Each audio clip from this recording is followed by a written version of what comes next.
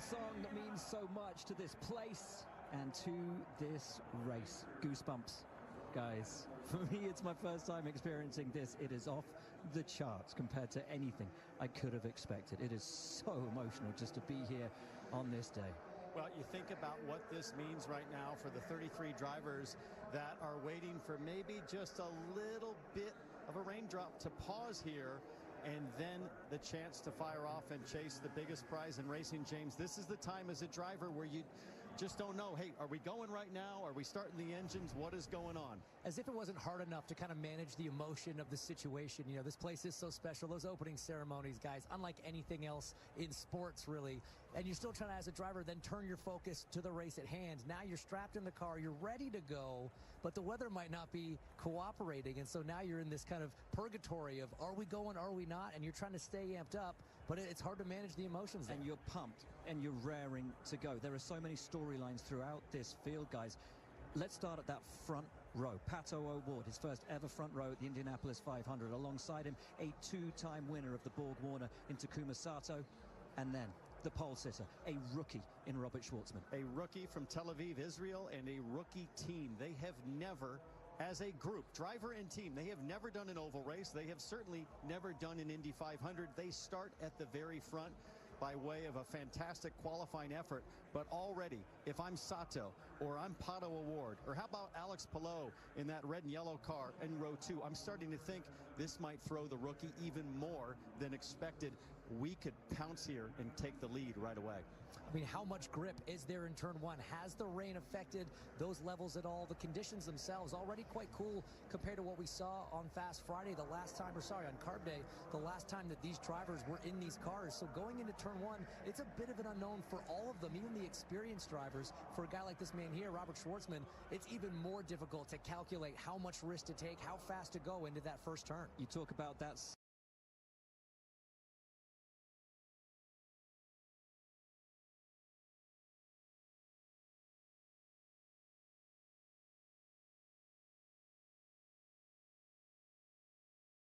grip is there in turn 1. Has the rain affected those levels at all? The conditions themselves already quite cool compared to what we saw on Fast Friday the last time, or sorry, on Carb Day, the last time that these drivers were in these cars. So going into turn 1, it's a bit of an unknown for all of them, even the experienced drivers. For a guy like this man here, Robert Schwartzman, it's even more difficult to calculate how much risk to take, how fast to go into that first turn. You talk about that second row, the experience there. Alex Palou, a 3-time champion. Scott Dixon, a 6-time. Again, they race for Team Penske. Why does that matter so much? Because when it comes to pit stops, Team Penske better than anybody. They proved it again on Friday by winning their 20th pit stop competition. You noticed Colton Herta on row 9, big crash in qualifying, but got back in the car, got back out on track. A rookie there in Louis Foster. Stingray Robb led laps last year. There is intrigue and interest on every single row of this grid. Santino Ferrucci, one of the most successful drivers in the history of this race, finishing in the top 10 in his first 6 years. Yeah, a couple of names on row 3, Christian Lundgaard and David Malukas, 2 young drivers looking to make their mark today. They are young, aggressive, but fast. And look, you go to that front row. What's so interesting about being up front at this race, guys, is we've been here for days, for weeks. They've done thousands of laps combined around this place, but never with the grandstands totally full. And from inside the race car, from behind the visor, the track looks so different. All your visual cues are different. Your turning points can be affected, and especially if you're on that front row with that unobscured view into turn 1, you notice how much more narrow the track looks because of all the people. Guys, I want you to take me back to your first Indy 500. What is going through the head of Robert Schwartzman right now? Does he have any idea what stands ahead of him? There is a burn in your heart and your stomach right now as you contemplate the opportunity as a driver to make your first start in the Indy 500. You try to block out all of the distractions. Robert Schwartzman has picked up 3 or 4 new sponsors in the last 4 days. They've flown in from Monaco, from Israel, from Los Angeles to support this guy. All of a sudden, he has hoopla around him for the very first time, and you have to block all of that out. But let's not forget, in any other racing series in the world, there is no such thing as a race weekend where you go 48 hours without doing anything before the start of the race. These guys haven't driven anything for 2 days. That is a big deal. We talk about the rookie, Robert Schwartzman on the pole. A guy who most certainly is not a rookie is Helio Castroneves. At 50 years of age, he stands on the brink of history, James. He has already 4 Indy 500 wins to his name. Today, he could become the first to win 5. And he's doing it with the same team he won the 4th with back in 2021. And look, it had been since 2009 before that. That was his 3rd win. So a lot of people weren't sure he was going to make the 4-timers club. So when we talk about the opportunity and the potential of Helio Castroneves to win that historic 5th, yes, absolutely. Is he capable? Is it possible? The team knows how to do it. He knows how to do it. And this guy is one to watch every time we unload here at the Speedway. And this is the first sellout in 9 years. And we talked about Schwartzman having to focus in. Helio Castroneves, completely different. He absorbs and embraces the spiritual tsunami that is this place. So we're hearing that Pato O'Ward might have had some radio communication just a few moments ago, perhaps some coaching coming from the timing stand. Let's listen. Let's just take a second to realize you have one of the coolest seats in the world right now. Front row at the Indy 500. Let's have some fun today. Focus on the 5 car and let's go forward. Sounds good, baby. We've done this before. Let's get it. He has done it before. It's broken his heart twice before. He's never started on the front row before. Is this Pato O'Ward's best chance to win the Indy 500? I think so. I mean, the starting spot, obviously, that helps, but you can win from almost anywhere on the grid here. Joseph Newgarden certainly is going to try that from the back row. But for me, the drivers have been talking a lot this year about how the cars are handling a little bit differently. They're a little bit more on edge, and no driver can handle a car around the speedway on edge better than Pato O'Ward. He proved that last year in that street fight with Joseph Newgarden in those final 10 laps. I think the conditions, the situation, and the way these cars are handling plays into Pato's strengths. This is by far his best chance. And I feel like we haven't talked anywhere near enough about Takuma Sato, who has returned for a one-off drive here in the IndyCar Series on the front row for Rahal Letterman Lanigan Racing. He is a 2-time winner. He is an all-or-nothing driver. What chances for Taku today? Well, he's a 48-year-old with 2 broken ribs right now off the back of a massive crash that he had in the April Open test. Completely destroyed his race car. The Rahal Letterman Lanigan team fully rebuilt that car. It is just as fast, seemingly, as the last one. That's impressive. But for Sato, this is the only IndyCar race he'll do all year. For him to drop in on a one-off, stick it on the front row with a legitimate shot to win his 3rd is super impressive, and he just doesn't seem to be getting any older. He has all of the youthful aggression that defined the no attack, no chance mentality that got Sato here. Another couple of storylines I want to pull out. A look at Alexander Rossi, who starts in the top 12, won here on debut. And what about local hero Connor Daly? Starts alongside him. Every one of these 33 drivers has a story. Only one will win.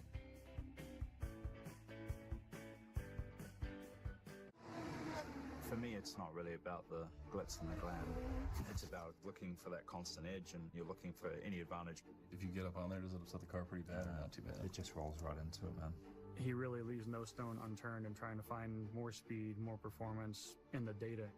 The mundane, boring stuff can definitely wear you out, but it's all those small details that make the difference. And that's where the boring becomes brilliant.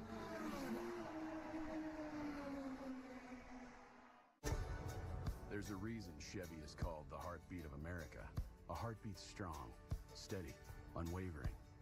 Like the people who keep this country moving, doing what they do best. Helping neighbors, pitching in, and getting it done.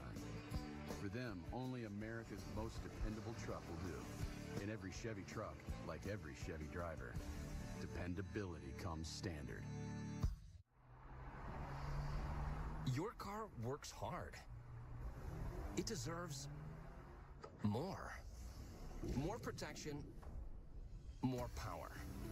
That's why Shell V-Power Nitro Plus Premium Gasoline removes up to 100% of performance-robbing deposits to rejuvenate your engine's performance, giving your car the fuel it deserves. A fuel like no other. Shell V-Power Nitro Plus. More performance with every drive.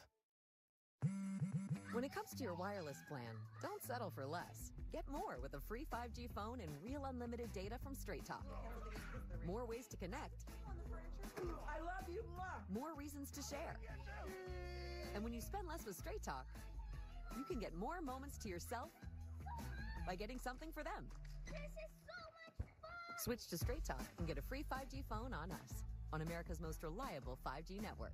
Find us at Walmart and straighttalk.com. The official IndyCar app, powered by NTT Data, puts the pulse-pounding action of IndyCar right at your fingertips. Never miss a lap with the latest news, highlights, and live race coverage. Track every move with real-time leaderboards, interactive maps, onboard cameras, and driver radio. Your all-access pass to every race, every moment, every day. Download the official IndyCar app now. Welcome back to the Indianapolis Motor Speedway, where we are under a rain delay. Thankfully, it isn't absolutely thundering down with rain. It is light sprinkles here at the track, but with speeds exceeding 230 miles an hour, those small sprinkles serve to make an incredibly slippery and treacherous surface, and one on which we cannot, as yet, start the Indianapolis 500. So why don't we take this opportunity to take a look around the Indianapolis Motor Speedway on the Honda Track Preview. It is, of course, a 2.5-mile oval, one of, if not the most famous racing circuit on Earth. A perfect 4 turns at 90 degrees, 5/8 of the mile on the front straightaway, and down here in turn 1, it is rich with history. 40 years ago, Dudley Sullivan spinning while trying to pass Mario Andretti. He comes back and wins the race. What about this back in 1992? The one thing you don't want to do is spin early in the race. Early in the race, that was before the race even started. This is where the race basically ended last year. That incredible pass from Newgarden on the outside of Award into 3 on the last lap. Look for more moves down there today. And turn 4, boy, this is a memory tough to watch. Back in 2011, J.R. Hildebrand leading. Last lap, last corner, gets into the wall, handing Dan Weldon the win. And that run down to the yard of bricks, and your opportunity for racing infamy. The closest finish in history was back in 1992. It was less than 1/10 of a second. And the guy who came second that day, Scott Goodyear, guys, started 33rd and last, rose an improbable 31 places. If Joseph Newgarden can do that today from 32nd, that's the 3rd win in a row. It has been done before. 31 places have been made up in an Indy 500. And let's not forget that Newgarden is the car that we circled all month long, James, in practice as the one, as the best. And then the Team Penske, I mentioned it before, delivered in the pit stop competition, dominating, frankly, record times on pit lane. That double combination, a great reason to think he can do it. We know the car's good. We know the team's good. And guys, Joseph Newgarden does not seem to be fazed by what happened last week. He seems very confident. Last night, he crashed a house party in Speedway, Indiana. He was playing beer pong. Wasn't doing the drinking. He was doing the ping pong ball throwing. But he was cool. He was calm. He is very confident in his race car. Sounds like I got to bed before Joseph Newgarden did last night. Now, you talk about being cool, calm, confident, getting it all together. What about this man, Mario Andretti? Practiced in a brand new Lotus back in 1969. It crashed in practice. He didn't race it, but the car he did take, he took to victory lane. Mario Andretti, 1969 Indy 500 champion. And we just so happen to have the legend with us today. Well, there are legends scattered all through the Indianapolis Motor Speedway today, but we are lucky enough to catch up with Mario Andretti. Now, this is the 54th year that an Andretti has competed in the Indianapolis 500. What does the Indianapolis Motor Speedway mean to your family? Well, obviously a great deal. I mean, this is a rodeo, you know. We love coming back here. As a family, I think we enjoy so much here over the years, as you can imagine, since 1965. So, and we'll keep right on going as long as we can. Father to Marco Andretti now, Michael Andretti. Michael, what advice did you give Marco before he strapped into the car today? He doesn't really need more advice. I think he's got more starts here than me now. So, no, he's pretty happy with the car, to be honest with you. It doesn't have much, the speed that he'd like, but the handling's good. And obviously, to win this race, you got to have a good handling car. So, fingers crossed. Fingers crossed. Thank you, Michael. Thank you, Mario. Great to see Mario. Great to see Michael.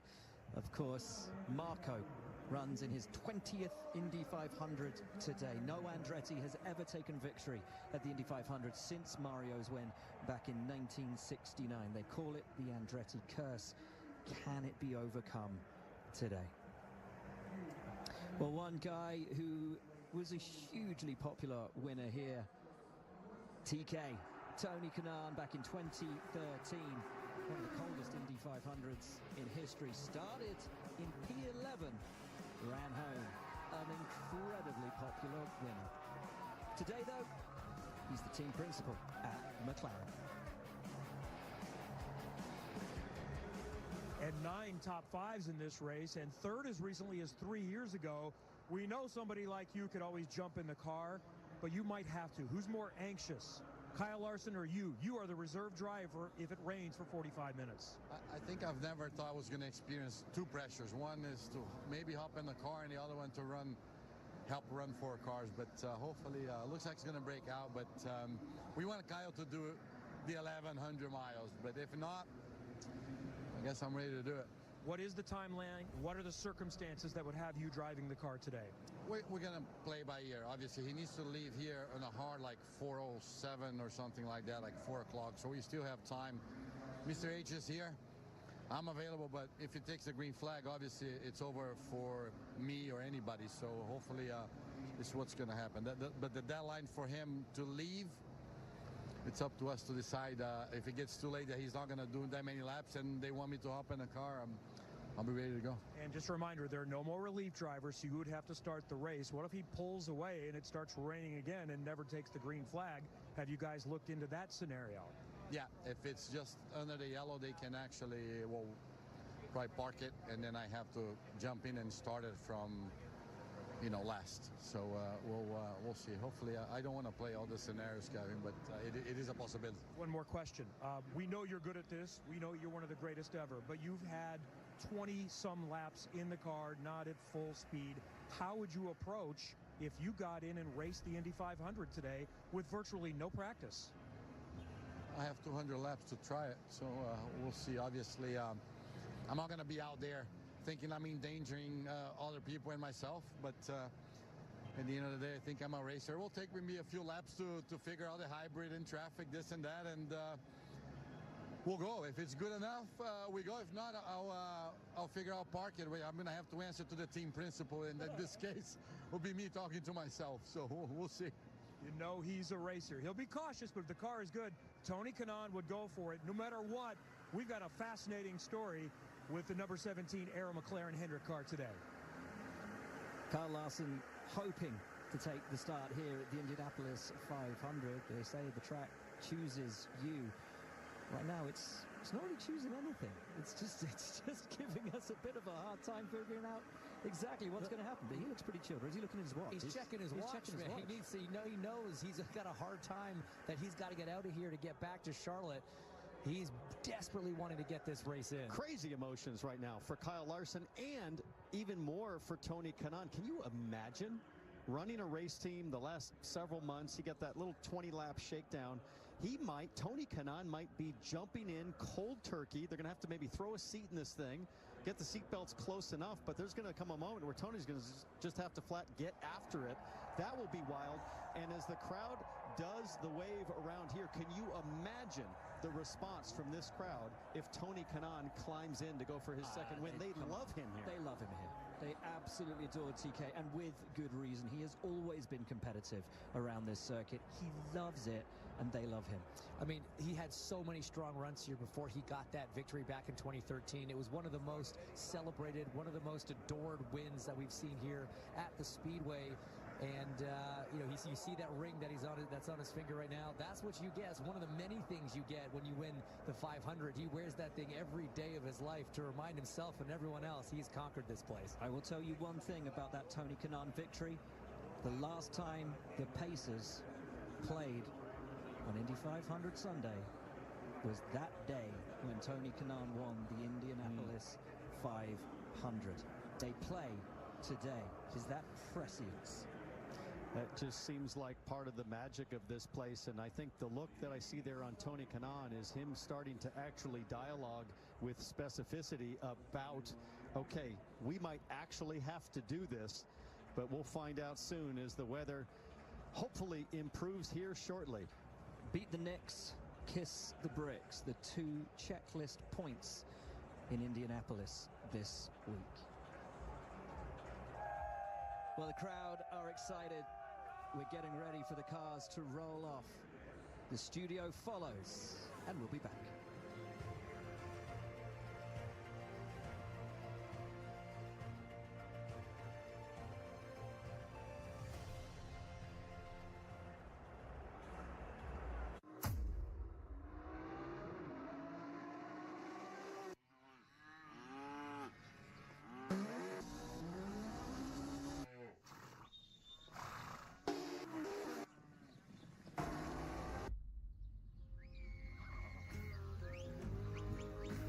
Speed on the track, simplicity on the ranch.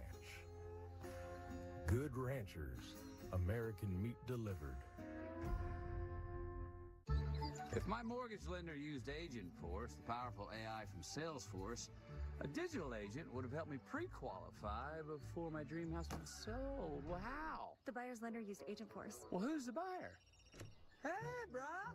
Welcome to Casa de Wood. Oh, jeez. Morning, Mr. Harrelson. Pool's open next week. Bathing suit optional. Agent Force helps lenders prevent finance fiascos. It's what AI was meant to be.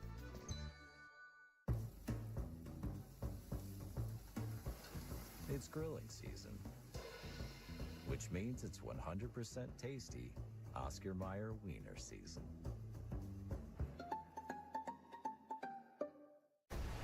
The road to 2026 starts now with the Gold Cup. What a goal! The U.S. takes on North America's best on Fox and FS1. Saturday is Baseball Night in America on Fox, and it's a World Series rematch that doesn't get bigger than this. Aaron Judge and the Yankees. Shohei Ohtani and the Dodgers. Obliterated! Coverage begins Saturday at 6 Eastern on Fox.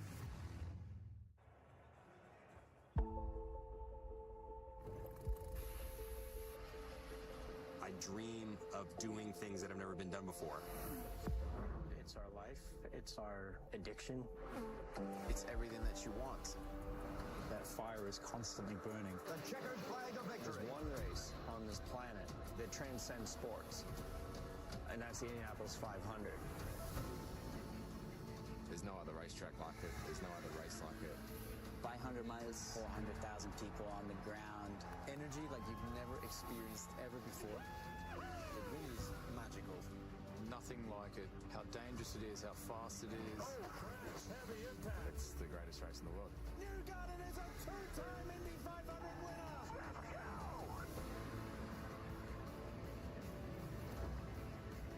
It's the biggest win of my career by far. I've been on the front row. I've been on the back row. I've been bumped out. I've bumped back in. You will never be forgotten if you win the Indy 500. Once you get that first victory, you just want the second even more. To have my face on that trophy with my heroes, it's amazing to be a part of that history. I won 3 in a row. You have no idea. I want it so bad. Win this race, you become immortal.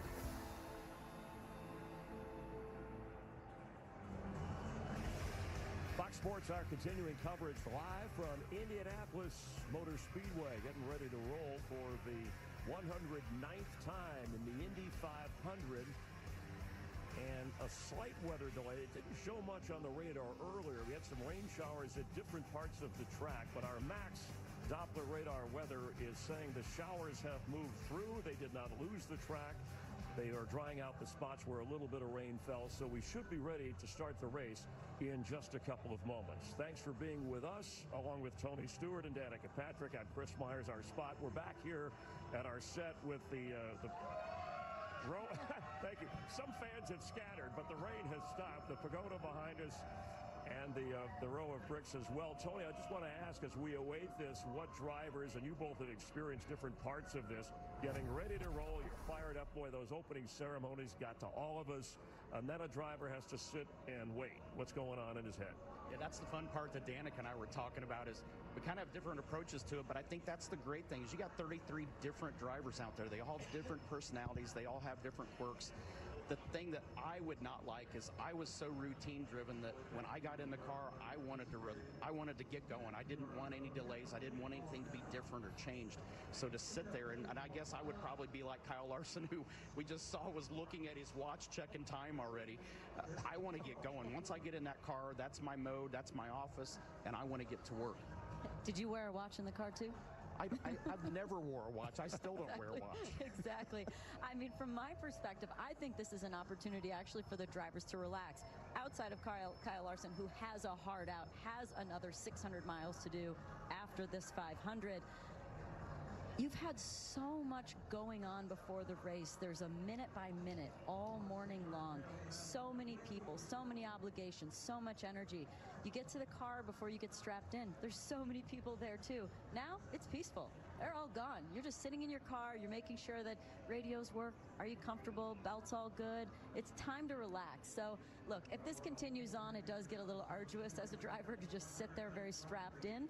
But, you know, a little bit of time is kind of nice. Yeah, but a good sign that it's not going to drag on too much longer. I mean, we really should, within moments here, get rolling because, look, that's Tom Brady, and you saw Michael Strahan earlier talking about being in the pace car for him as well, and the experience for champions of their sport to try and just see what a little bit of it feels like for the guys going through the Indy 500. How does Strahan look in that?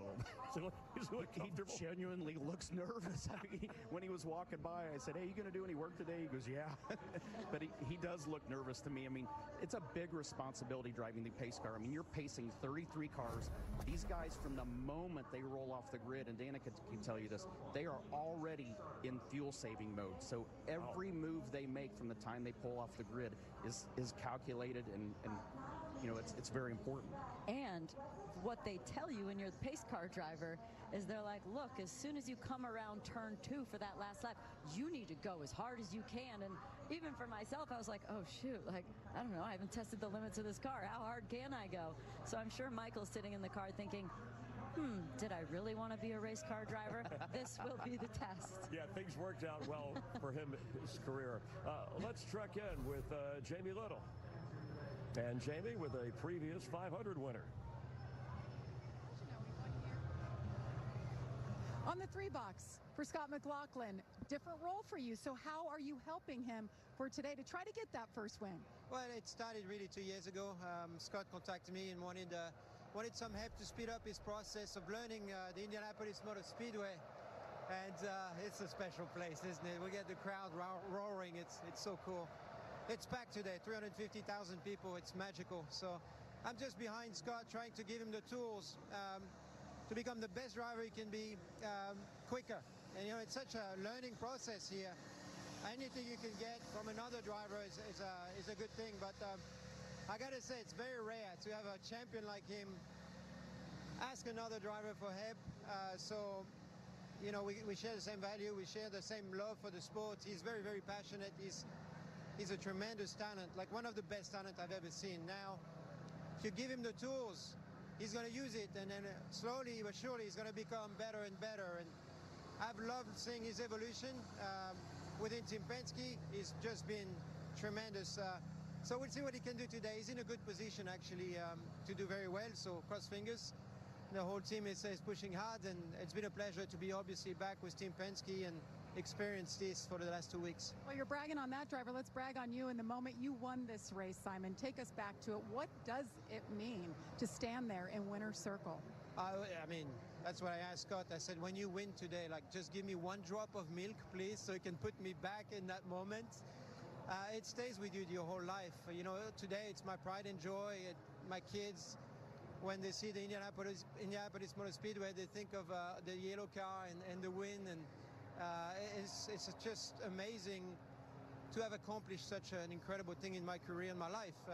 And you know, it's going to stay with me and my kids forever. So it's really it's a gift that keeps on giving. Everybody says the same thing, but it's so true. And every year, you know, you stand on the grid and the goosebumps still happening. Even though I'm not driving, it's actually more stressful to be on this side of the fence than being in the car and controlling things. But it means everything, because it's a dedication. You dedicate your life to this since you're a little child. You know, I started thinking about go-kart at 4 years old, and I watched Rick Mears win. I was 6 years old, and I said that someday I'm going to go to the Indianapolis 500. And being part of it is one thing. Winning is just a privilege. Stays with you forever. So good to see you.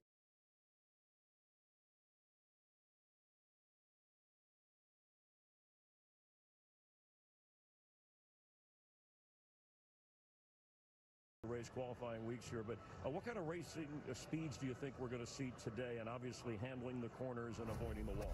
Well, things definitely slow down. It's cooler now too. It's cooler, which does help. That's going to give them more downforce usually. The rain won't help. But look, when you get into the race, you're doing much longer runs than you would otherwise do if you were in practice. Also, when you're out there organized in practice, you know, usually if you're not comfortable in a line, you just drop back and get out of the way. You go back to the garage, you go back to the pit lane, you try and work on the car. Here in the race, you have to stick that out, which means you're going to back other cars up. So overall, the general race pace comes down, but they're still going to be doing 230. Yeah, but it will definitely pick up. I mean, like Danica said, it makes more power when the air is cooler. The track temperature being down is a lot more grip as well. So the pace could be higher than what we anticipated, but at the same time, there's still going to be those comers and goers. There's guys that aren't going to hit the balance perfect because as the temperature changes up and down, then the car's balance changes with it. So everybody in this first stint's going to be thinking about the balance of the race car, and they're going to be feeling out and just kind of settling in this first stint. Yeah, as the drivers wait this out, you talked about checking their watch. I'm sure for Kyle Larson, right, he had that 40-minute window to try and do the double, something that you accomplished very successfully. So from that standpoint, in terms of his time and weighing on his mind, how difficult was that for you in terms of racing here, obviously, and then thinking, hey, I want to do well, but then I want to get to the next one. Can you block it out and stay focused in that moment? Yeah, and I didn't have to worry about weather. I had great weather conditions both times that I did the double, but for Kyle, I think it's easy. I think you just literally have to treat it as two stages. I mean, this first stage is strictly focusing on the Indy 500. Don't think about the car in Charlotte. Don't think about what you have to do later in the day. Strictly focus on the task at hand. Once that's over, then you kind of have this little middle phase and intermission, I called it, of getting on the plane, getting hydrated again. He'll get an IV fluid once he gets on the airplane. He talked to me about the meal that he's going to have, a protein bowl, just to get some food in his stomach and get some energy back for the second half. But then once he gets to Charlotte and he lands, his mind will automatically switch gears without him having to think about it, of getting reacclimated to that Cup car, and it will take zero amount of time for him to get used to it again. He's not going to have salad on the plane. Kyle Larson is a salad lover. The bigger the salad, the better for him. Yeah. I mean, look, the good thing is, as a race car driver, once you're strapped in and you're going, you're not thinking about anything else. Your focus is completely on the job at hand. This is going to be the worst part. Right. The flight, sort of waiting it out. Can the jet go any quicker? Those are the things that are going through his head. But when it comes to the job at hand at 230 miles an hour, you're laser focused. Yeah, so these are the best drivers of the world, and when you think, hey, driving is driving, but the difference, and we know about the cars between a NASCAR and an Indy car, is it like just driving a car versus driving a truck? What's the best way to explain that in a very elementary way? It's like driving a tennis ball and driving a bowling ball. Oh, that's the difference. I mean, that's what I've always told everybody about the difference of driving here at Indianapolis. These guys can run wide open around this racetrack if their car is comfortable. You could never do that in a stock car. So imagine taking a tennis ball. If you want to make that thing change directions, you just bat it with your hand, and it's going to change direction. Okay. The bowling ball, you have to slow it down, then get it to change direction and get it to accelerate again. So it's drastically different, but this is not in his wheelhouse. This is not his normal feel. So thank God this is the first of the two races that he has to run. I think it's way easier to do the 500 first than it would be for him to have to run the Coke 600 first, then come here and run the 500. I never had you as a tennis guy. A bowler I could see. All right, but you did both. They drink a lot of beer in bowling, so it fits me very well. All right, let's... More of a pickleball guy. Let's check in once again with Jamie Little. Jamie? Well, look who I ran into. Michael Strahan at the front of the field. He is pacing the field. What is this moment like? You are strapped in. I'm looking in your rear view, Michael. You've got the entire field ready to go. Yeah, they're ready to go. I heard Danica and I heard Tony talking about me being nervous, just slightly. But I'm ready, Danica. You saw that little piece we did earlier in the show. I could have been a race car driver, but I grew out of it. Too big. All right, what's your coach telling you here for these laps? I'm relaxed, be smooth, calm down. He's an incredible driver himself, so he just got me through that. We're just having a nice, pleasant conversation, keeping it nice and calm in the car. A slight delay, getting to know each other a little bit. first off, this view, what do you think of this place and these moments that you've taken in so far? Well, this is absolutely amazing. I've never seen an event with this many people, ever. The biggest sporting event in the world for a reason. And I'm talking to Tom earlier and Jimmy was saying when you come down this straight and just that line of fans, you get that nowhere else. So I'm looking forward to that. I'm looking forward to pacing the field. I'm looking forward to getting off the track. You're going to do a great job. We saw you talking to David Letterman. How did that go? I think you picked him up last week. I saw some footage of you guys. Yeah, I picked him up when he had his show. He had me pick him up again last week. I said about Dave. I'm always picking up Dave, but he's great, and I'm happy for him and his team to be starting where they're starting in the race. I know he's excited about it, and I'm wishing him a lot of luck. All right, well, we're wishing you luck. Keep those nerves at bay. We're going to go here any minute, all right? Good luck. All right, I'm ready. All right. Danica, Tony, you're lucky you retired because I would take your job. We got a little bothered by this scared line. By the way, Letterman's working on Michael Strahan's top 10 list of bucket list items. He's checking off the Indy 500 in this one. Yeah, in case you missed the AI thing a little bit earlier, that was the setup. What if Michael, who grew up a car fan and is a car fanatic, if he had been a race car driver? You probably know me as a football guy, but when I was a kid, growing up in Germany, flying around on the Autobahn, I wanted to race cars. Eventually, I moved to the States and found a new kind of rush, sacking quarterbacks. Into the Pro Football Hall of Fame, Michael Strahan. But I've always wondered, what if I chase my first love?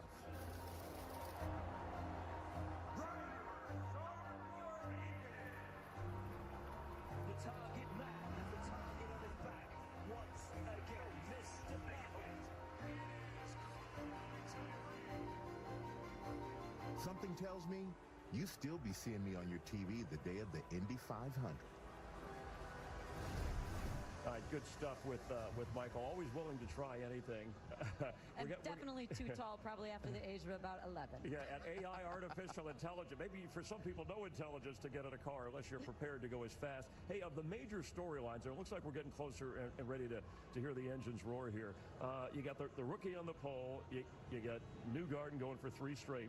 And you have Castroneves going for a 5th. Those would be records. Which one of those is you all graced here, stands out the most, or is special to you? I'm kind of going with front row, back row. I think Robert Schwartzman on the pole. I think this is what I'm going to be looking for off the start. How's he going to handle starting on the front row, starting first place, not making any mistakes and not getting jumped? Because if he starts to get checked up, that's going to really cause a lot of chaos on the first lap. So I'm looking for that on the front row. And on the back row, what can Joseph Newgarden do? Can he come back and actually win 3rd in a row from further back than anyone's ever won the Indy 500? Got to run the race to see. Yeah, I'm the same. I'm going to be watching Newgarden and Will Power on that back row. We saw Will in Carb Day actually trying the second lane up just to see what it feels like, which nobody ever does that in practice. I mean, you get forced to it. You don't volunteer to go there on your own.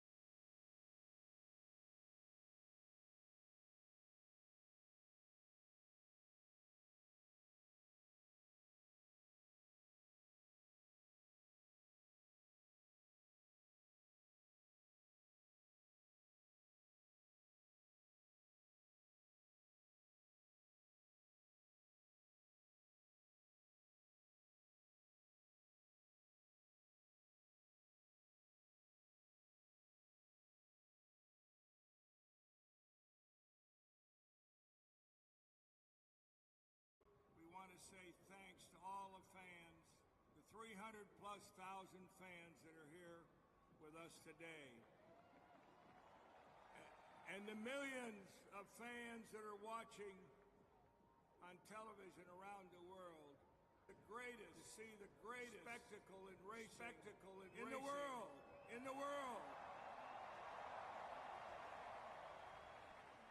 As many have said, this is a day of honor.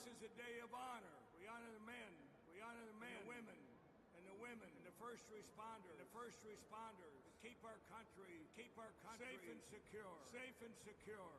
Drivers, start your engine.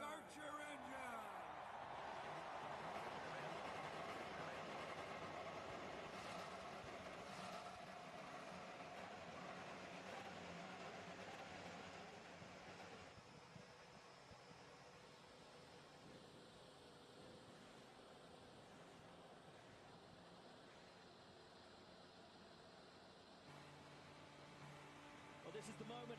This is the time. This is Tom Brady. This is Tom Brady. Hey, Tom, it's Townsend Bell in the Fox booth. You got me? In the Fox booth, you got me?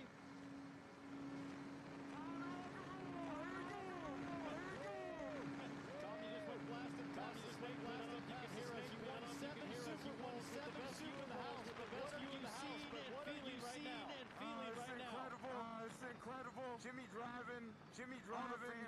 All the fans here. I can't believe this is the first time I've ever been here. Hey, thanks for throwing the ball around. Thanks for throwing the ball backstage. You throw a tight spiral, my friend. Hey, you had better hands than I thought. Edelman out there. Get you in there. All right, well, have a great day. Thanks for coming. Thanks for coming. Thank you, guys. Have a great broadcast. Great to see Tom Brady. Great to see Tom Brady and Jimmy Johnson out there. And what about this? Guys, this is the pace lap for America.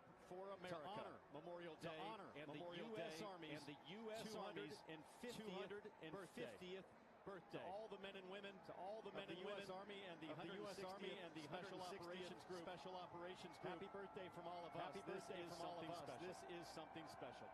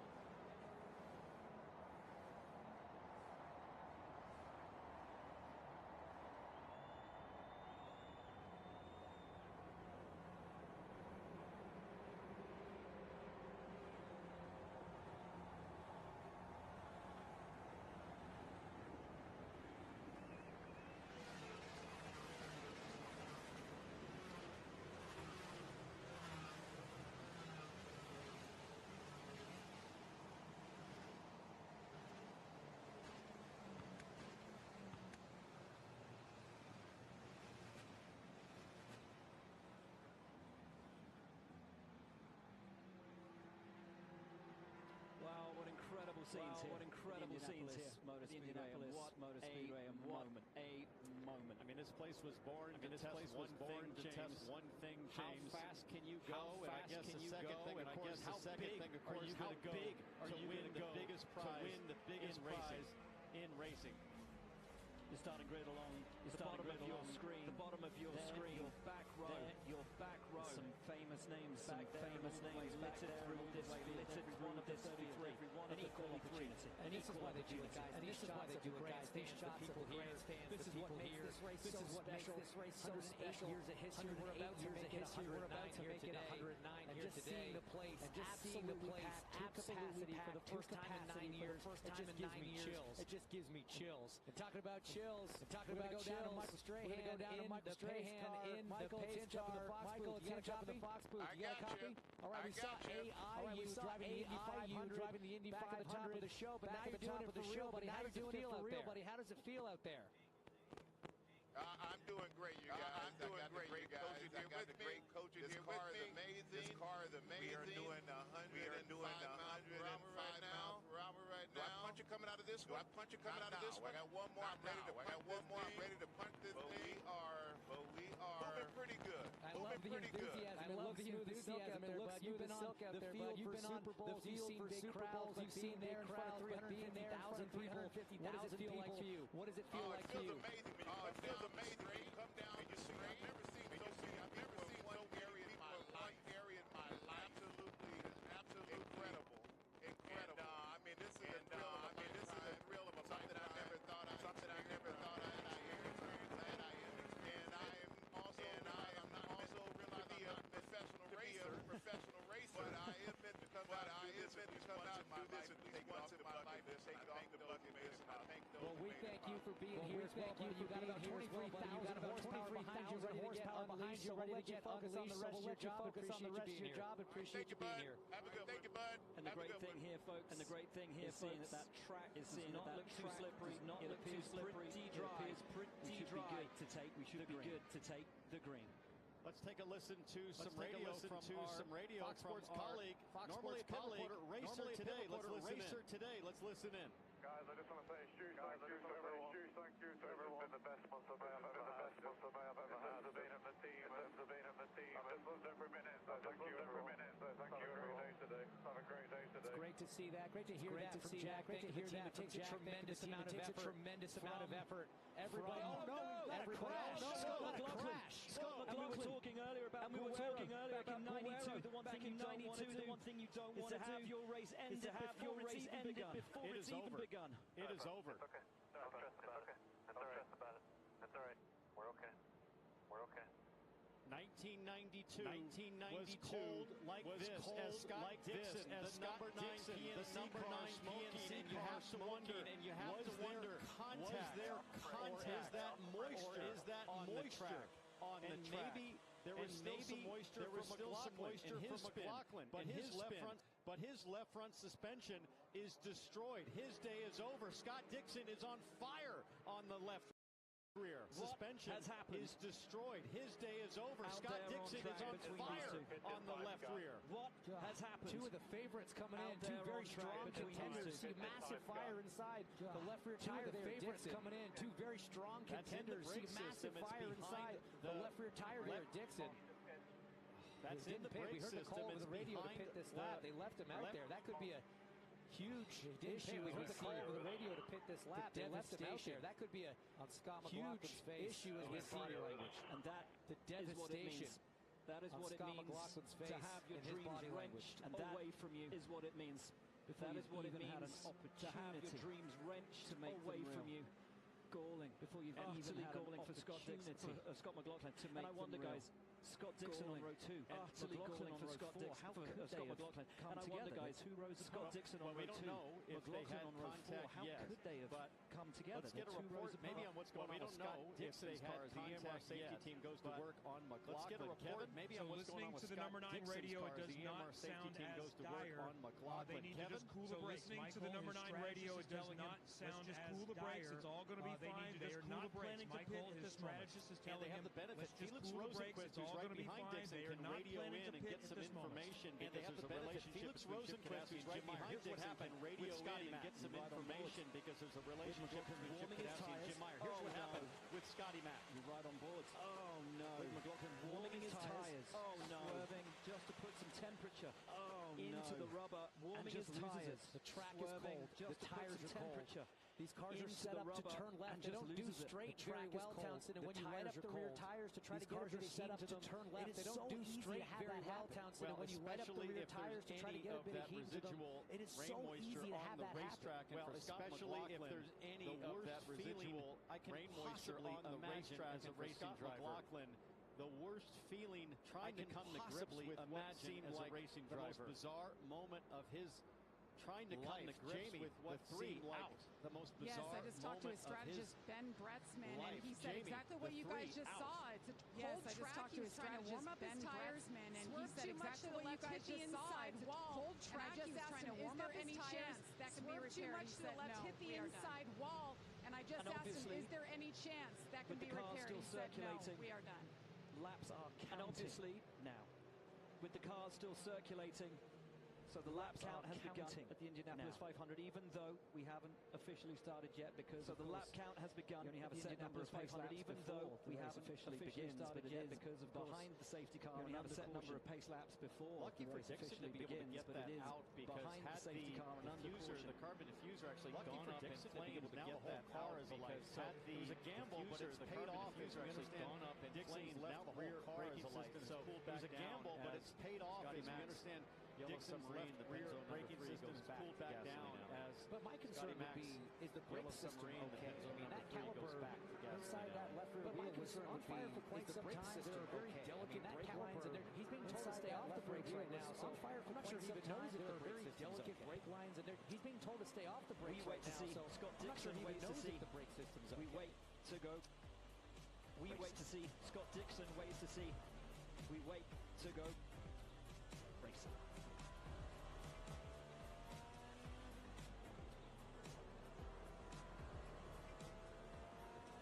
Sensor's gone up now. Sensor's gone up now.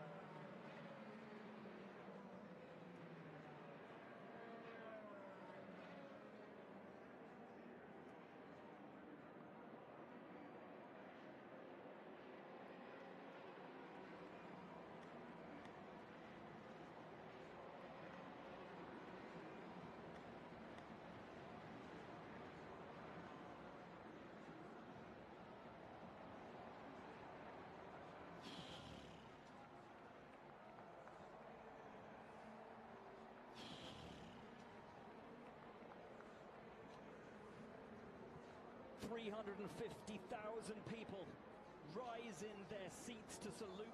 350,000 people rise in their seats to salute spectacle field in racing. 33 who have earned their history and take the greatest spectacle with destiny in racing. To mark their name in history and take their immortality with destiny.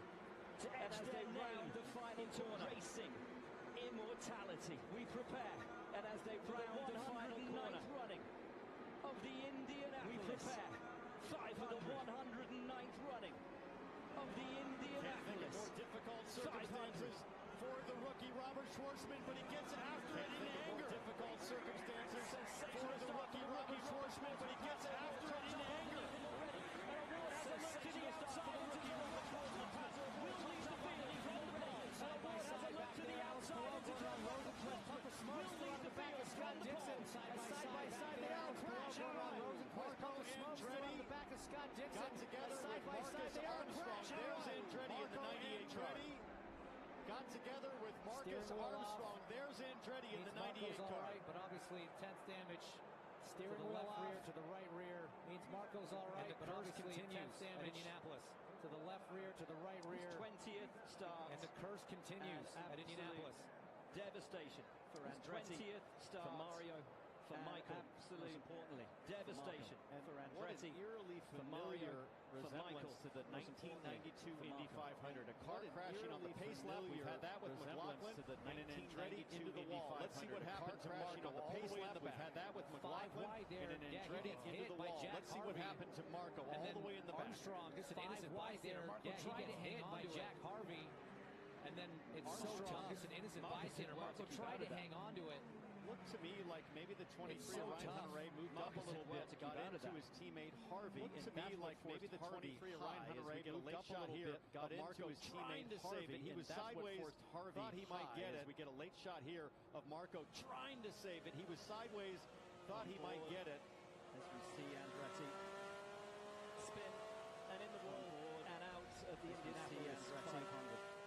Absolutely devastating for him. And out of the Indianapolis like you say, 500. You know, Jack absolutely got moved up the track. It's so hard. You're trying to look forward. You're trying to assess the cars that are in front of you. Jack, your spotter up on the turn one. You're trying to look forward. You're trying to assess the cars that are in front of you. Your spotter up on the turn one grandstand. Your eyes radioing to your brain, trying to picture for the cars. Assess where the cars are around you. Make sure you're giving everybody room. And sometimes room just runs out. Assess where the cars are around you. Make sure you're giving everybody room. And sometimes room just runs out when you only have so much not racetrack. Even making it through one corner of 800 today. He waves to the crowd. Now watch not this. Watch Ryan Hunter-Reay there. One corner move up a little bit today. And Jack Harvey, to the crowd. Now watch this. He went to avoid Hunter-Reay there, but I think he expected Hunter-Reay to keep coming up. It might have been a bit premature there from Harvey. I think he expected Hunter-Reay to keep coming up. It might have been a bit premature there from Harvey. From Newgarden, just hanging back. Let's take a look at an onboard assuming again. that maybe there was going to be some incident in the first turn from Newgarden, just hanging back. Assuming that maybe there was going to be some incident in the first turn. Trailing way back. And even though it's slow, you know, it's first lap of the race, that's still a good lick of the wall. Trailing way back. And even though it's slow, you know, it's first lap of the race, that's still a good lick of the wall. Indy 500 career. First back devastation DNF for Marco Andretti in his only race career of the year, and it means so much to him, so much to his family. It's his only race. These guys went through so much on qualifying weekend, having to go into bump day and make his way into the race. These guys went through so much on qualifying weekend, having to go into bump day and make his way one of the big stories. Scott McLaughlin already out of the race. From the warm-up, the big stories. Scott McLaughlin already out of the race. Day is done. How do you dissect a moment like this? He's standing by with George. Scott McLaughlin's day is done. How do you dissect a moment like this? Just really upset for my team. I don't know what. I really have no idea what happened. Just really sorry for my team, my fans, my family. The car again. I'm really sorry. I don't know what happened. My family. I can't believe we're out of the race. I just had so much hope today. I don't know what happened. I can't believe we're out of the race. I just had so much hope today, and I know it's probably dramatic. Yeah, it's by far the worst. Like I put so much into this race. Everyone does. I know it's probably dramatic. Whatever. But didn't get to see the grand final. You put so much. I put so much into this race. Everyone does, and I'm just. And this is the thing, isn't it, guys? If this is more than a race, for so many drivers, this means more. And this is the thing, isn't it, guys? If this is worth of work as we get so many drivers, this means more under caution, early doors for these drivers. Years worth of work as we get stops. Joseph Newgarden was in, making up a couple of places there ahead of Marcus Armstrong. Rinus VeeKay was in, just ahead of him. Was in, making up a couple of places there ahead of Marcus Armstrong. Rinus VeeKay and you, just ahead of him, guys, having raced in this incredible day of his life for Scott McLaughlin. And you, more than anyone, guys, having raced in this incredible event, will know exactly favorite for this race. I can't imagine massive crash on qualifying weekend with McLaughlin. A favorite for this race. Primary car. Massive crash on qualifying weekend. Worked tirelessly to build an equally as quick. His primary car. Team Penske is starting inside the top 12 to build an equally as quick down like that. James is. He's starting inside the top 12. It's impossible for it to go down like that, James. I mean, it's so hard for a driver to reconcile, you know, that kind of put thing. into words what he must be didn't even take the main flag. It's hard for a driver to reconcile. You can talk about that lack of downforce back in the field, didn't even take the track conditions. Not like it off once you're up to speed. You can talk about the lack of downforce back in the field, or maybe the track conditions are a bit off once you're up to speed. But look, if States have done the same thing. I will say this, though, Will, track temp at 72 degrees. We haven't seen an Indy 500 with a track temp that low for a very, very long time. The last I we haven't seen an Indy 592, which is where Rick Guerrero, as you documented, spun on the backstretch 1992, which is where before the green, as you documented, spun on the backstretch. And it was a day filled with many cautions because of the low track temperatures. How much will that come into play? And it was a day filled with many cautions because of the low track temperatures. How much will that come into play when we finally get back to racing? Here's the news of Robert Schwartzman until that portion came out from Marco Andretti. It was a good start for the rookie. Did everything he needed to do, kept his head and his wits about him.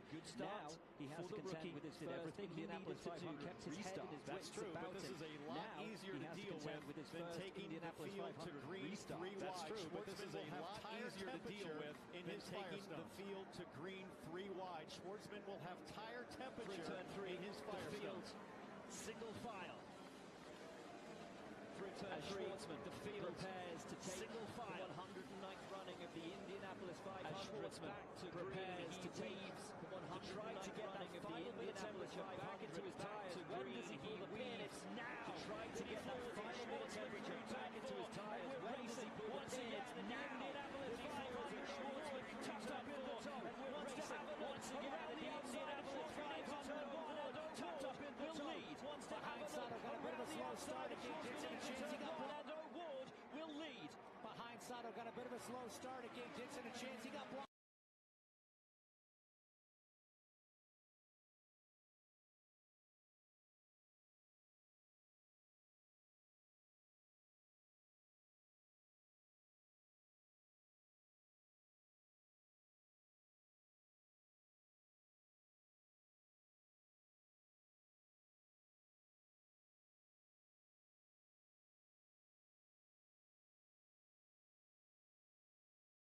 From Malukas as Rossi tries to make a move. Schwartzman under threat now from Rosenquist into one. From Malukas as Rossi tries to make a move. Schwartzman under threat now from Rosenquist into one. Rossi gets ahead. Practice was always how long could Schwartzman and Prema had not shown great pace during practice. Our question mark was how now Ericsson has a look at the front. It's Sato putting the moves on Pato as now Ericsson has a look and at the front. It's Sato putting the moves on Pato. You hear the crowd cheering down in turn 3. They love seeing a pass for the lead up there in the race. You hear the crowd cheering down in turn 3. They love seeing a pass for the lead up there in the north end of that racetrack. I just want to say Robert Schwartzman falls back to fourth place, but he told me this morning, hey, I just want to stay in the top all 3 or 5 cars somewhere in clean air and just settle in. His number one goal, run all 200 laps today. Who has won sitting in the Indy 500 right on the rear wing of Marcus Ericsson, of course, who has won the Indy 500. Ericsson won it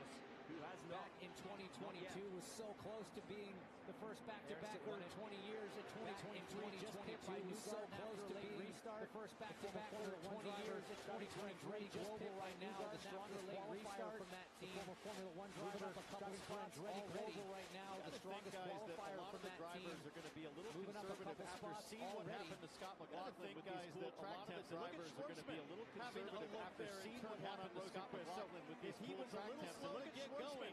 It didn't take him long as the rookie Schwartzman. Now looking to make moves back to the front. It didn't take him long as the rookie Schwartzman. Now looking to make moves back to the front on veterans. Take one of these laps for Schwartzman. Take your learning process. Get your head in the game and go after every one of these laps for Schwartzman. A learning process. He has never raced on an oval in his life. Ericsson, Pelot, Dixon, Rossi, Malukas, and Connor Daly into the top 10. Honestly, this is a learning process right now for all of these drivers. These conditions are so different from what we've had all month. This is a learning everybody's trying to figure out for all of these drivers. This first into the race, so different from what we've had all month. It's about feeling everybody trying to figure it out. And right now, well, this first into the race, 3, 5, 10 positions. It's about feeling more of your race car. This first not a time to panic. Even if you lose 3, 5, learning what the adjustments inside the cockpit are doing, and then starting to plan with your balance of what changes you want to make. Learning what the adjustments inside the cockpit are doing, and then starting to plan with your pit crew what changes you want to make in those first stops. Standing by me, Georgia. This race is also out of the IndyCar medical unit. Marco, do you feel like you could have done anything? This race is also out of the IndyCar medical unit. Marco, do you feel like you could have done anything? Once I was committed up there, I couldn't move. I was kind of at the wall. Patient, but I mean, I couldn't have moved. I haven't seen it yet. Once I was committed up there, but whoever was next to me They must have been 4 wide. I haven't seen it yet. Thanks. But whoever was next to me definitely crowded me took him out of the race. Thanks. Good to see that Marco is okay after that hit that took him out of the race. On the 17 car, down to Kevin. Well, they're very much watching the clock. So the goal is to be out of your leading pit lane in an SUV. Well, they're very much watching the clock. So the goal is to be out of your leading pit lane in an SUV for an hour 10 flight at 4:15 up. That would get Kyle Larson there in time for intros. For an hour 10 flight, the race may not be over in time, but he still has Kyle Larson there in time for intros. An hour buffer to make the green flag. The race may not be over in time, but he still has Larson is still in play to an hour buffer to make the green flag at 600 tonight. Charlotte, so Larson is still in Robert Schwartzman, the man that started on the pole, slipped back to fourth. Now was listening to his radio before that Robert Schwartzman, the man that started on the pole, slipped back to fourth. Now was listening to his radio before that last restart. And they told him we're going to deal with it all day. It's going to be a day of patience. It is cold out there, and we're going to deal with it all day. Just be patient. That's my first Indy 500. Every veteran driver that I spoke to, they said the only thing you got to think about my first Indy 500. Every veteran driver that I spoke to, they said the only thing you got to think about is so much to take in. So Schwartzman absolutely getting the right advice right now. There's so much to learn, so much to take in. Schwartzman absolutely getting the right advice right now. What's great for him and all the rookies in the field is going to be changing as much as it sometimes does. So he's in a nice, consistent environment. He's going to be changing as much as it sometimes does. So he's in a nice, consistent environment. He just needs to log laps. Award is second. Schwartzman sitting steady in fourth. Still leads. Rosenquist ahead of him in third. Award is second. Takuma Sato still leads.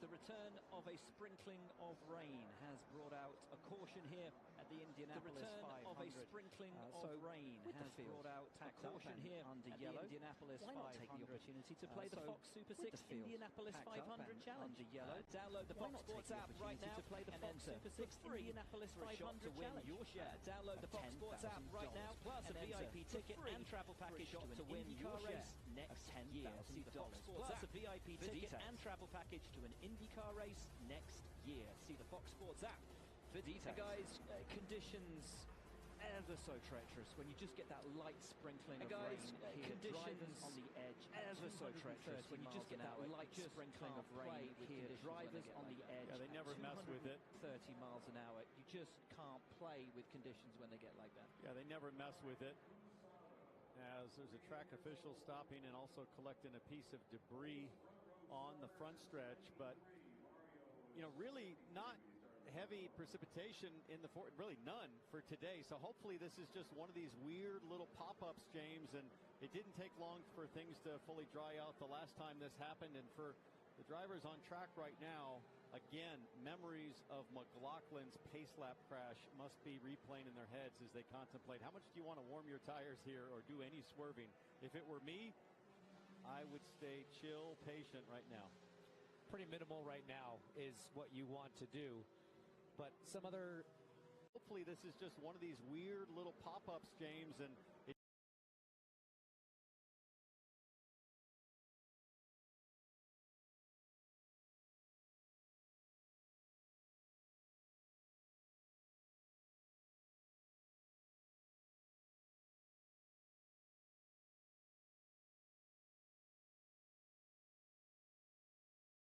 conservative. Very, very conservative, but not a terrible move as we see even Ed Carpenter going by. Is that just trepidation of not knowing the conditions? I think so. Probably not sure. Might have had some communication on the radio. And look at what Christian Lundgaard sees right now as our camera lens picks up some of the sprinkles out on the track. So kind of a treacherous situation, especially for a driver like Lundgaard here who doesn't have a lot of experience here at Indy. So with the race still under caution, we already have 2 retirements.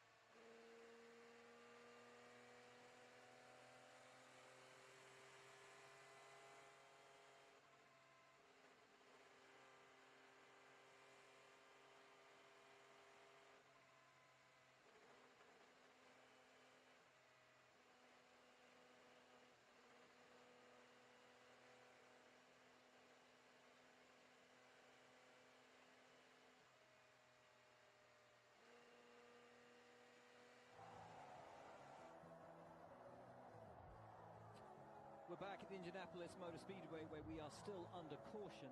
Caution being thrown to the wind down in the snake pit. They're not stopping, not for anything. Why would you? Levels, pumping. The greatest spectacle in racing, James. I mean, it reflects the heartbeat of the drivers right now as they contemplate another restart. Oh, hello, Mr. Reeves. Keanu down on pit lane. Good Canadian lad right there. Nice to see him. I was a simulator instructor for him a few months ago before he made his debut here in the Toyota GR Cup at IMS last October. He looked at me and goes, "What are you doing here?" Humble brag. I'm like, I work here. There is Keanu. Listen, guys, while we've got the opportunity, why don't we take a look at the tyre compounds for today's race with Tyre Talk, sponsored by Firestone.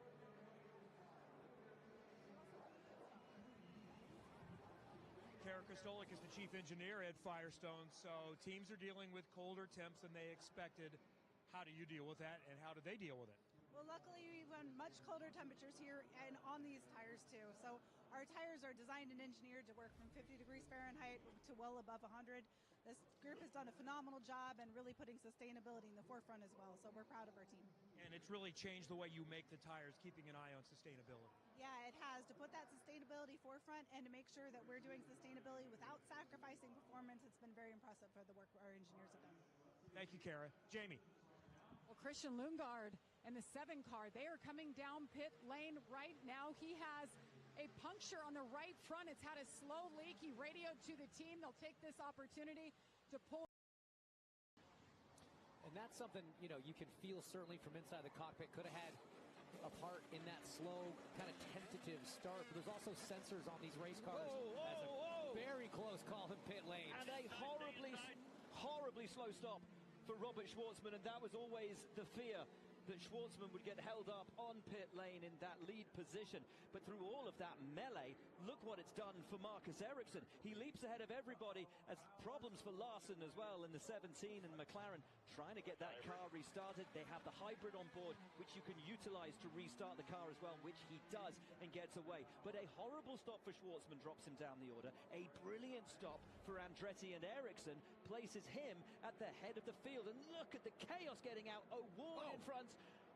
O'Ward almost lost it, almost spun around as Alex Palou looked to be opportunistic to the short side, but listen for O'Ward as he lights up the rear.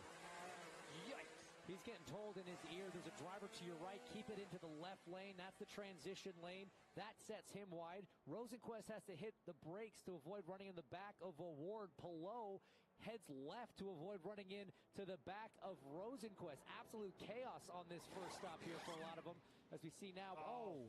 Air jack issue. Air jack failure, or it came out. Or it never was secure as Dixon went up kind of cattywampus there as we take a look at Robert Schwartzman's stop. As you said at the top of the show, new team, first Indy 500, their 6th IndyCar race total. Rear right. And that outside rear, you're having to focus on that job. Well, you've got Indy cars going 60 miles an hour right behind you, inches from your back. Here's on board with Rosenquist with the Sirius XM machine. So close. Almost took out his front wing, did Rosenquist there. And guys, first round of pit stops under yellow. This is the one where it's supposed to be chill and conservative. Can you imagine what's going to happen when we get to the last round of stops? I was just going to say, this is the most chaotic first 25 laps of an Indy 500 I can remember. Since 1992. The car's serviced and sent full of Shell 100% renewable fuel. Alexander Rossi leads from his teammate Rasmussen, from his teammate and team boss Ed Carpenter. Trying something a little different here by not coming in along with everybody else. Their first, second, third. Devlin DiFrancesco up to 4th, and in 5th, it's our Hollywood Harvey. Jamie Little down on pit lane. Well, I'm here with Sergeant Major Michael Weimer. So happy to have you here, sir. First of all, what did you think of that whole opening ceremonies and the pace lap for America? It's pretty surreal. I mean, honestly, it's overwhelming. I've never been able to participate in anything this large, and to see how that they merge Memorial Weekend and what it really means to be free with such a race, it's an honor to be here. 250th birthday of the Army coming up this summer. What kind of big plans do you guys have to celebrate? 250 is a big one, and we're going to go big, and everybody's starting to hear that. So we're going to celebrate in the nation's capital, but we're also going to celebrate at all our posts and camps and stations around the world, really. But we're going to have a festival, a fitness event. We're going to have a concert. There's going to be a big parade. We're going to show off a little bit because we should be proud. 250 years of honoring what this will defend means, our motto. And we have a commitment to that, and we're going to show off. Well, on behalf of all of us here at Fox Sports, thank you for your service. Thank you very much, Jamie. It's an honor. Will? Really was an incredible sight on the formation laps here at the Indianapolis Motor Speedway. And so fitting to come on Memorial Day weekend. And the fans absolutely loving it. Now, to matters on track.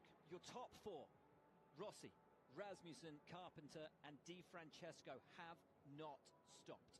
The next three, Harvey, VK, Rahal, all pitted on lap 7. Behind them, you have Takuma Sato, who emerged ahead of the rest of the pack, which was led by Ericsson, O'Ward, Rosenquist, Paloma, Lucas, when they all stopped together on lap 24. With more from pit lane, Kevin. Well, we saw Kyle Larson with a slow stop, and he's fallen all the way to the tail end of the field. He dumped the clutch too soon and then put it in second gear, so they've kind of gone through the protocol of how he can make sure that he exits the pits most efficiently to make sure that he finds the right gear. And still learning. We forget that this driver with so much experience, so much pedigree, is still learning with every lap turned around the Indianapolis Motor Speedway. Of course, he contested the 500 last year, but has spent the last 12 months doing everything but racing in IndyCars. Great effort from Takuma Sato's team to effectively get him out in front of all those other cars he was racing. Ericsson, though, jumped 6 cars in pit lane. Amazing work from the 28 crew down on pit lane. And those yellow flag stops, guys, they can make or break your day as you try to move forward. And just to keep an eye on the Penske watch, Newgarden up to 24th, Will Power right behind him in 25th. So they're slowly making their way up. They pit on that last stop with the rest of the field. Georgia with more on the Penskes. Yeah, and Joseph Newgarden, Will Power, as you alluded to, 24th and 25th. When Joseph was a little bit of a different strategy, they have both pitted twice. And Joseph has been pretty vocal as through the race it would be hard to work with your teammate. But I did talk to strategist Luke Mason, and he said that Power and Newgarden will help each other on pit lane. You can see them working through the same strategies as we already started out with both of them pitting twice. They're working together on the racetrack. It's so tough here at Indianapolis. There's not really a lot that teammates can do short of maybe giving them a couple extra inches, you know, on the inside for some clean air to the car behind. But it is sort of tough to work together as we see this unprecedented ECR 1-2-3 at the front of the field. How intrigued are you by their decision to run an alternate strategy here, to take this play so early? Well, very intrigued because you really have 30-lap stints to do it. And so when this yellow came out for the lead group to pit on lap 24, it's sort of in that window as we ride on board, thanks to Honda, of the hottest man in IndyCar racing, frankly, the last several years, Alex Palou, thanks to the Fox Driver's Eye. Beautiful look out the DHL car. Let's listen to a little radio. Well, a lot has happened already in just 25 laps. We'll work our way back to the front. Yeah, I can see that. No worries. Car's good. Lights off on the pace car means we will go racing next time by. No worries, car's good. That's the reply from Alex Palou. You don't have to tell this guy to stay calm. This is what he does. This is why he's been so successful, Townsend. Yeah, born calm, raised calm as the number 9 of Scott Dixon comes down pit lane. Remember that air jack issue the last time. We'll have to see what they do. Is this a top-up? It is, and no. Something, maybe that brake. Remember at the start of the race, he caught fire back here. They take the brake cover off, and maybe they're going to start ducting this a little bit more. Oh, there's actually some debris. Kevin, what do you see? So they're going to perform a brake and caliper change is what I'm hearing on the left rear. So as you guys wondered. Yeah, I just couldn't help but think. That's what the issue is. Sorry, Kev, just couldn't help but think that there may be some damage with the fire burning that long as we see Christian Rasmussen, or sorry, Alex Rossi, your 2016 winner. You got to think team owner Ed Carpenter, who sits third in line. Maybe he has some instructions for his two young guns up ahead. How does Rossi play this one? And what does Carpenter do? Does he play rear gunner action? He let his boys get away. Rossi brings them back to green from Rasmussen. It's an ECR 1, 2, 3 at the Indianapolis Motor Speedway. Rasmussen already tucked up behind his teammate as we go 3, 4, sometimes possibly 5 wide coming down into turn 1. Wow, 4 wide there into 1 for this group, and Rasmussen made a move on Rossi to the outside up front, but they are stacked up in the back. Right in the middle of that was your championship leader below, but on the high side, one of the McLarens, I think that's a Ward maybe trying to make some moves on the outside of 2. Rasmussen now out front again, spreading out 4 wide as Ward's trying to make a move on Ferrucci. We understand the restart is under review because Rossi really woed him down to a pretty slow pace. So we'll have to see what race control says about that. Here comes Ferrucci on the inside of Rahal. Beautiful stuff from Santino Ferrucci, as that is the car of Callum Ilott, the red and green Prema car, who now sits quite a few places ahead of his teammate Schwartzman, who had fallen back to 21st place, and Rahal is dropping like a stone. Past goes Herter, past around the outside. I think that's Rosenquist going around the outside of him as well, and now Schwartzman up the inside of Rahal. What is happening to Graham Rahal? He is running so slowly. His teammate Louis Foster next in line to go around, but that created some dangerous situations. Remember, Graham Rahal had an engine issue on carb day, put a new motor in. They did not get a chance to shake down this car, so potentially issues since Friday for Graham Rahal. And of all the drivers who stopped together on lap 24, I tell you who's looking good right now. It's Connor Daly, who was right on the rear of Marcus Ericsson, who had that huge jump, gained those 6 places. But all of this is good news for Joseph Newgarden as the number 2 shell car pops to the outside of Rahal. The chaos has allowed Newgarden to start to march his way forward. Rasmussen has got Rossi for the lead. It's Rasmussen who leads Rossi. Carpenter is third. Sato, who was the race leader, sits down in 6th. Then it's VK Ericsson and the aforementioned Connor Daly. We sit on board with Joseph Newgarden. Makes a roll bar adjustment with his right hand. He goes down, I believe, to stiffen the front roll bars. He picks up clean air to his front wing. And a change of the lead about to happen. Rossi to the outside. Now this is where the teammate work can come in. Sometimes it's beneficial if you can swap places up at the front there. It helps drivers save tires, save fuel. It kind of just helps them get into the rhythm here, which 34 laps into the race, that's kind of what you want to do. Carpenter behind, almost just playing gunner, just protecting his 2 young Chargers in front. The rest of the season, Ed Carpenter has to watch from the timing stand, but now he's got the best view a team owner could have. And look at Connor Daly in that purple AM/PM car start to work Marcus Ericsson for position. Boy, that was a crazy restart. There were so many times things could have gone wrong there as the field was really checked up mid to further back. Takuma Sato has worked his way back up into 6th place on merit. Right in and amongst the drivers who stopped as early as lap 7, getting towards those who haven't yet stopped. Sato is on an absolute tear at the moment, ahead of VK, who stopped on lap 7. Then it's Ericsson, Daly and Malukas, who all stopped on lap 24 with Sato. They're on the same strategy as Daly has a look at Ericsson. And Daly's made it past Ericsson. Fantastic move from the local hero. Connor Daly next has Renus VK, and then he'll be going after the de facto race leader on that primary strategy. Huge day. Connor Daly looking super quick. Looks on Renus VK there, but he'll tuck back in as they go 2 wide into turn 1. Malukas now having a look at Ericsson. In the AJ Foyt entry, a brilliant qualifying run from David Malukas to get up into the top 12. Sensational effort from him. Feedback from race control, James. No action on the restart, so everything looked good. Yeah, and it could have been something from up close, could have been something from further back, as we see a nice draft from Malukas and Ericsson there being smart. Wasn't forcing the issue, kind of backed out early, gave him the place. He knows this isn't the time to be pushing the envelope. Seems like a lot of really high percentage decision making in the front 6 or 7 cars so far, but in the back, every man for themselves. It is hand-to-hand combat as everybody wants to take advantage early on here and get themselves into that top 7 group. It doesn't look that easy to pass once things settle down right now. Rasmussen and Rossi playing the perfect game out front, towing each other around. Give him the slingshot, return the favor, lap after lap after lap. Save the tires, save the fuel, help your teammate out. And as you guys were saying, Carpenter just sitting there calmly, rear gunner. Remember, these top 4 cars, they have not pit yet. Some cars have pit, some cars have pit twice already. So with all the cautions we had in the early stage of this race, several different strategies already playing out as VK's got to go defensive against Daly, who is absolutely up on the wheel, man. He is just making moves happen.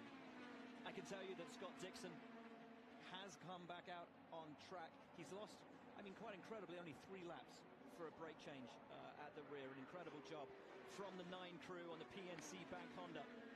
But Dixon back in the race, 3 laps down. Rasmussen, your leader, from Rossi and Carpenter.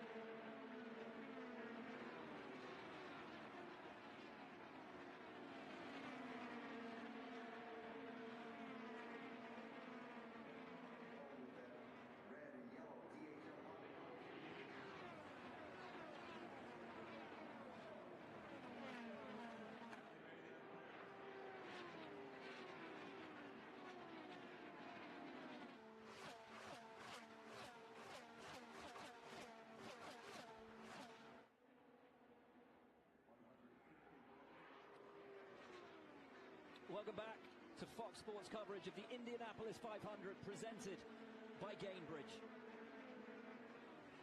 Out on track, David Malukas looking very racy behind Connor Daly. This in the fight for 8th place as VK holds steady in 7th. Jamie down on pit lane, what's going on? Look at Connor Daly in the 76 up to 8th right now, one of the local hometown heroes. Guys, he's had a great couple of weeks until Carb Day. On Friday, he said this car absolutely didn't feel anything like they had the last 2 weeks. They took it back to the garage, threw a bunch of things at it, went back to their original setup. And right now on the radio, he said the car is back to good, and obviously he's moving forward, Georgia. On the opposite end of that, Graham Rahal, he said the car has no speed. He tried to lay out the first couple laps to see what shook out, but then found quickly they were not catching that speed. Over the course of this month, he's described the back of that car as just numb, and he can't find speed to go along with it. Kevin. Alexander Rossi won the last time this race was a sellout, the 100th Indianapolis 500.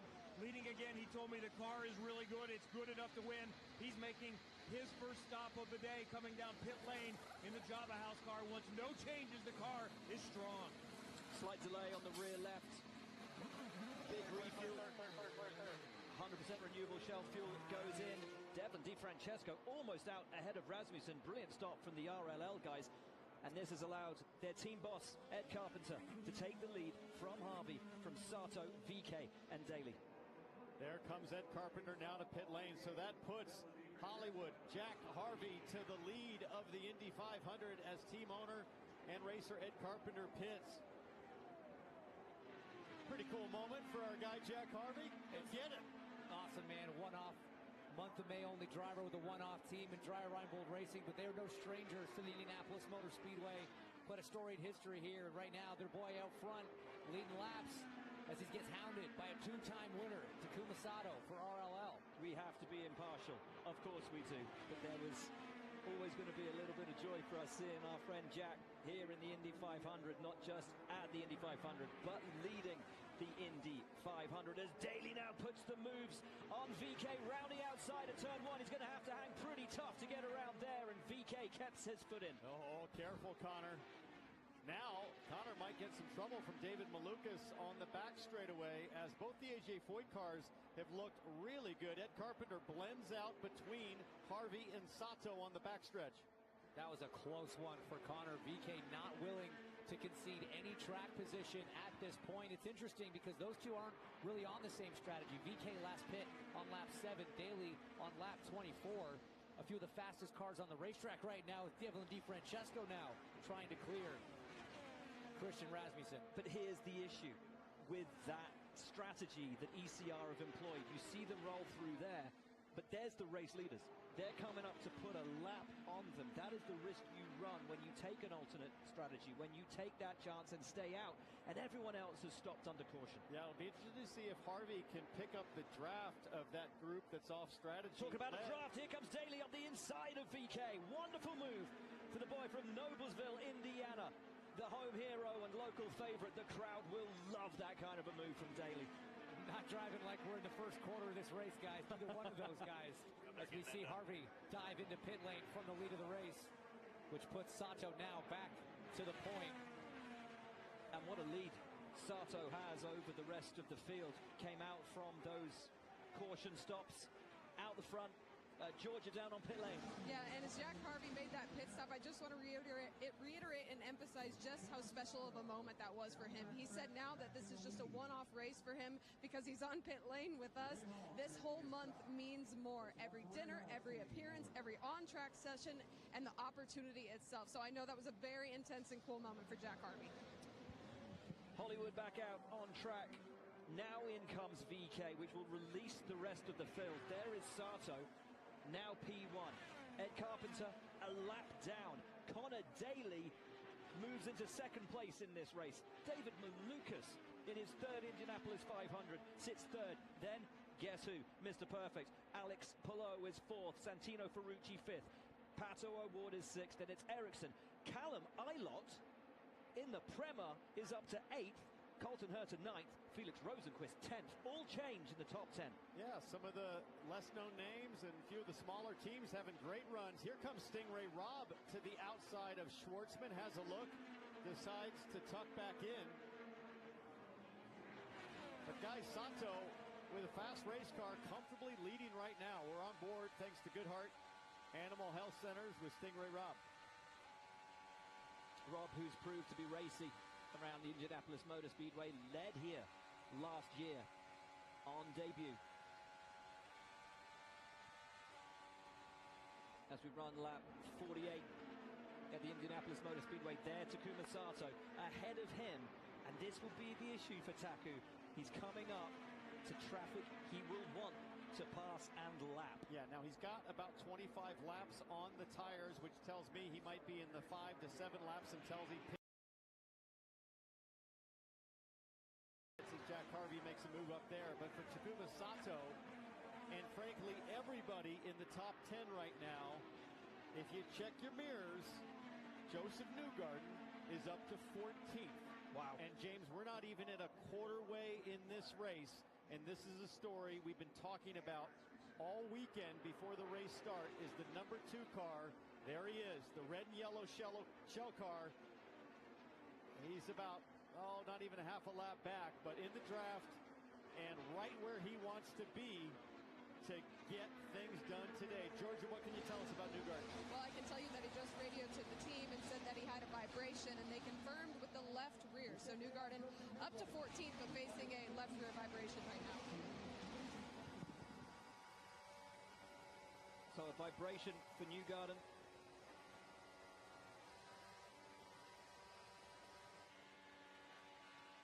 You can see the front wing looked to be flapping there for Joseph Newgarden as we go now to the Verizon car, the number 12 of Will Power. Will Power told me, hey, if my teammate Newgarden goes big at the start of this thing, I'm happy to just fall in line and follow him through.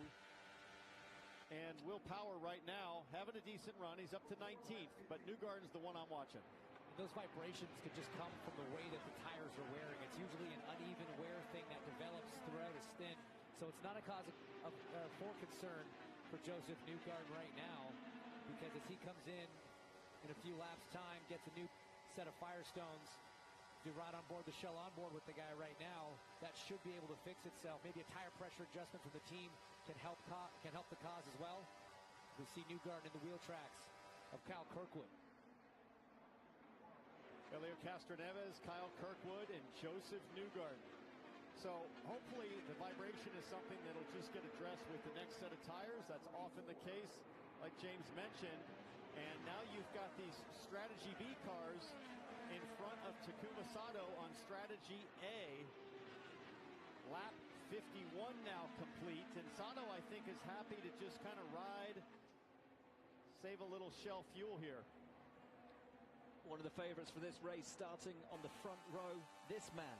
Pato O'Ward, we ride on board with him, courtesy of Arrow. Let's listen to some radio. Everyone you are around, just same strategy. Need you to try something with pressures. Keep losing the front end of the car. Boost soon. Copy, understood. So Pato giving the feedback, James, to the team saying, hey, on the next stop, can we adjust some tire pressures because the front end getting away from Pato early in the run. And that's what this is all about. It's about feeling that car out, like I was saying, and make sure that you're talking to your team about what changes to make as you move forward to keep making this car better and better. Pato O'Ward trying to move up from 6th. Takuma Sato leads from Connor Daly.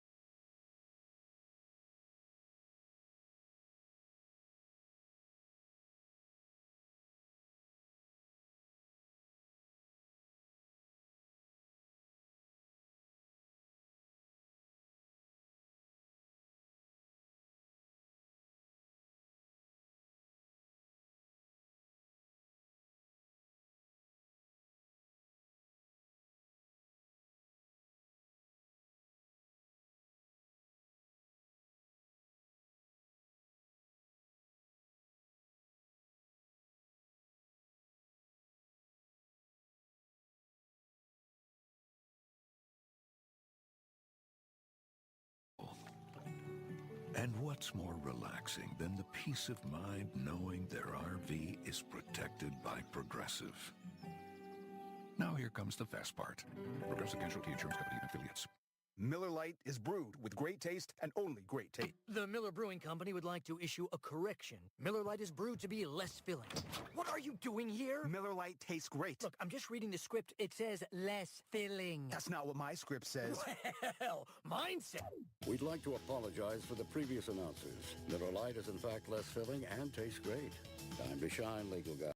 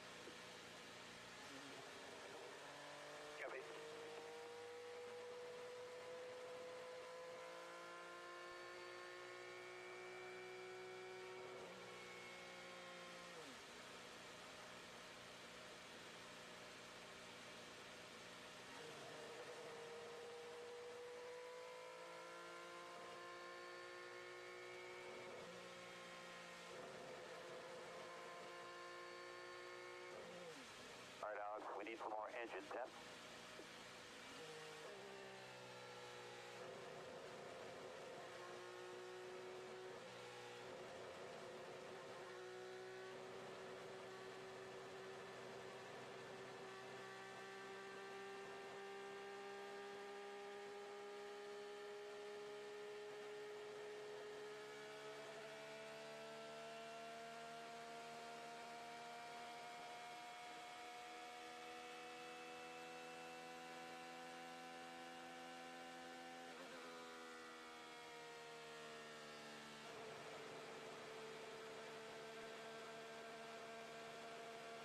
One to go at the line.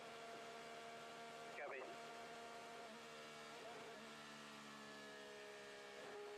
You need to adjust your control. Get ready for the restart.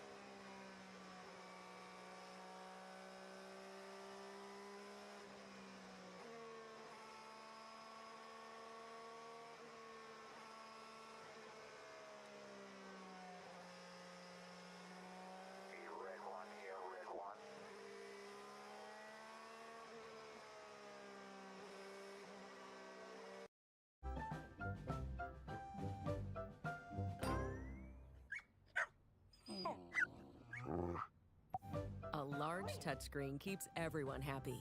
The Subaru Crosstrek. Dog tested, dog approved.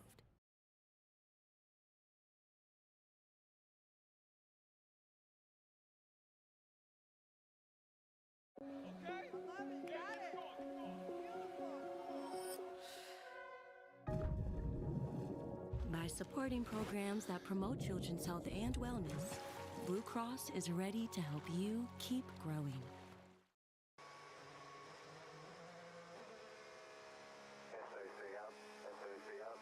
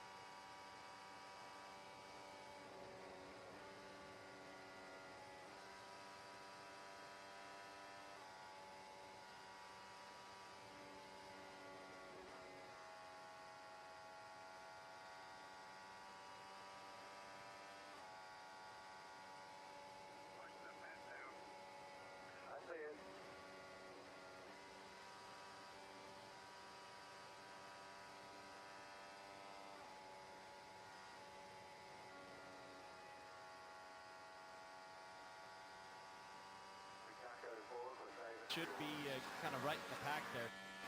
I'm surprised he went a lap down, actually, because he was right in that lead pack. So not sure if there was some sort of delay as he was exiting pit lane. That's strange. Been a tough day for Marcus Armstrong. He had got cut up in his issue early in the race and has really never recovered. Yeah, and after that, we kind of haven't really talked about him at all, have we?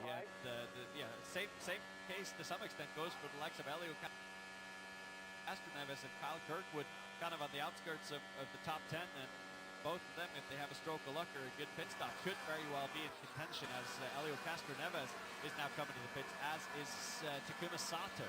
And you predicted in the lap or two that pit window would open. Yeah, exactly. So now the pit window is truly open and really is not going to require any sort of fuel save for those people that pit from this point forward. Alex Wolf. Elio Castroneves is in. He was told throughout this fuel run that if he could bank as much fuel as possible, it would really help him in the long run. 7.5 second stop, half turn of front wing for the 06. It's interesting to note that, that window is 2 or 3 laps on one side or the other throughout the first couple of stops of that race.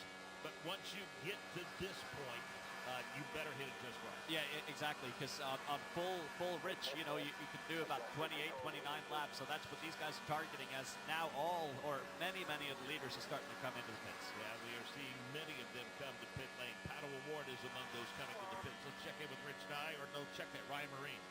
Here comes Connor Daly from the front of the race. AMPM, the sponsor on the purple machine. 4 Firestones on, a tear off the front of the car. He said the car was good, no changes. Now we watch the pit stop for Alex Palou. It's a great one for Chip Ganassi Racing, but Connor Daly barely beats him out of the pits. Rob Blackman. Sato in just a moment ago, a much better pit stop this time around than his last one. 7.7 seconds. His new Firestone Firehawks for Sato, as well as fuel and a front wing tear off, as now we await the arrival of Santino Ferrucci, as he will be making his way here to pit road. Back to Rich Nye. Joseph Newgarden in and out. That team just running so fast, so solid all day. His stop is quick. He's moving up. Will Power, meantime, he's now leaving the pits after another solid run, as those Penske cars that started in the last row now find themselves very close to the front. Alex Wolf. Half turn of front wing for Kyle Kirkwood. They waited under 8 seconds on that stop. They packed the 27 car full of Shell fuel. Ryan Marine.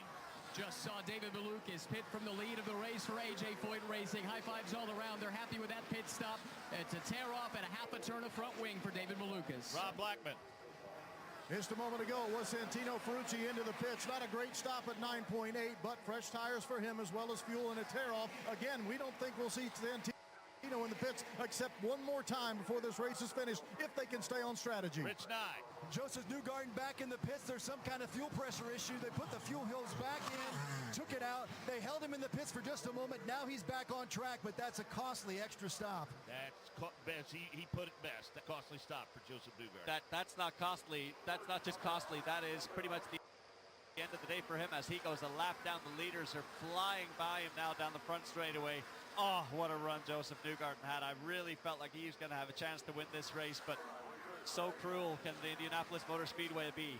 So for now, that cycles the lead back to Hunter Ray, Rasmussen, Erickson, and Lundgaard, but Nick Yeoman, more importantly, Connor Daly no longer would have the lead once we cycle through. No, Mark, and I think he might have just got past Jake. Was that David Malukas who just slipped around Connor Daly? He did exactly that. So David Malukas now clear sights on the car in front of him, Alex Palou. So once we get this fuel strategy out of the way with these 4 cars in front, and they cycle through, it'll be Palou, Malukas, Daly.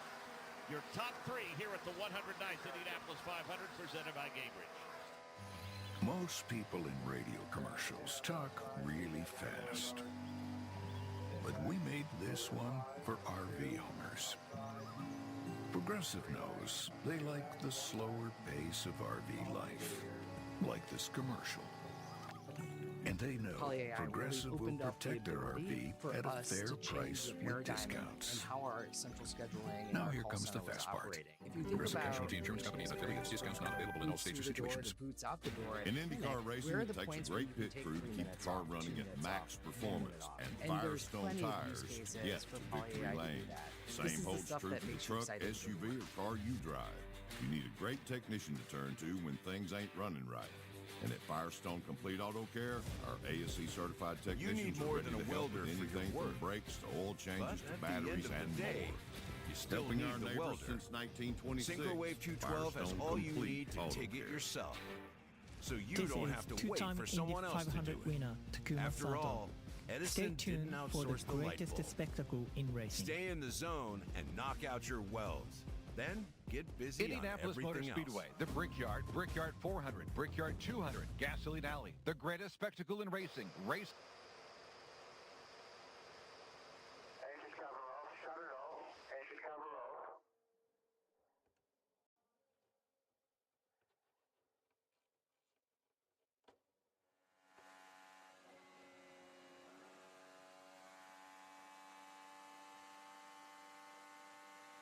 Everybody sits over tickets, aware.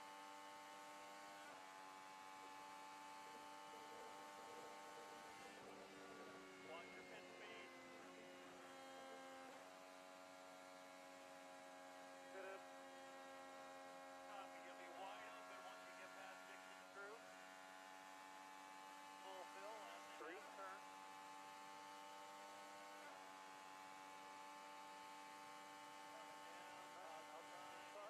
You're clear. 2, 1 on the mark.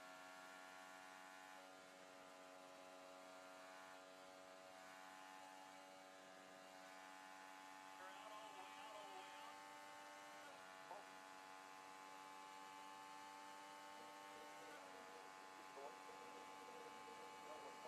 Outside, clear.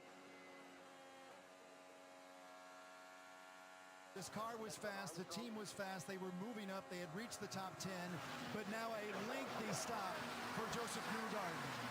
He is done for the day, he is climbing out of the car, they plugged in the car, then they took the engine cowling off, and now whatever the problem is, they had talked about a fuel pressure problem. He is out of the car, and Joseph Newgarden is done as he hears a cheer from the crowd, but the effort to win 3 in a row will not happen. Rob? Marcus Ericsson currently running second as he comes to pit road for service. Fire hops and fuel down and away. A nice stop at just 7.7 for Marcus Ericsson. So we've got Rasmussen and Ericsson. They've last pitted on lap 108. So the focus needs to be on Connor Daly, David Malukas as they roar across the start-finish line and head back to turn 1. Yep, and they are chasing after Ryan Hunter-Reay. They will buzz around Ericsson, who just left the pit. Connor Daly about 2 car lengths ahead of David Malukas. And Ryan Hunter-Reay will be out in this front of this pack right now with Connor Daly. So Ryan Hunter-Reay running in that 3rd position, and Connor Daly 4th, still waiting on Christian Rasmussen to come to pit lane. And we see one car that is going to go to the outside. As a matter of fact, 2 of them decided to do that. It's Palou with Ferrucci. They went on either side of Marcus Ericsson as they work their way into turn number 4.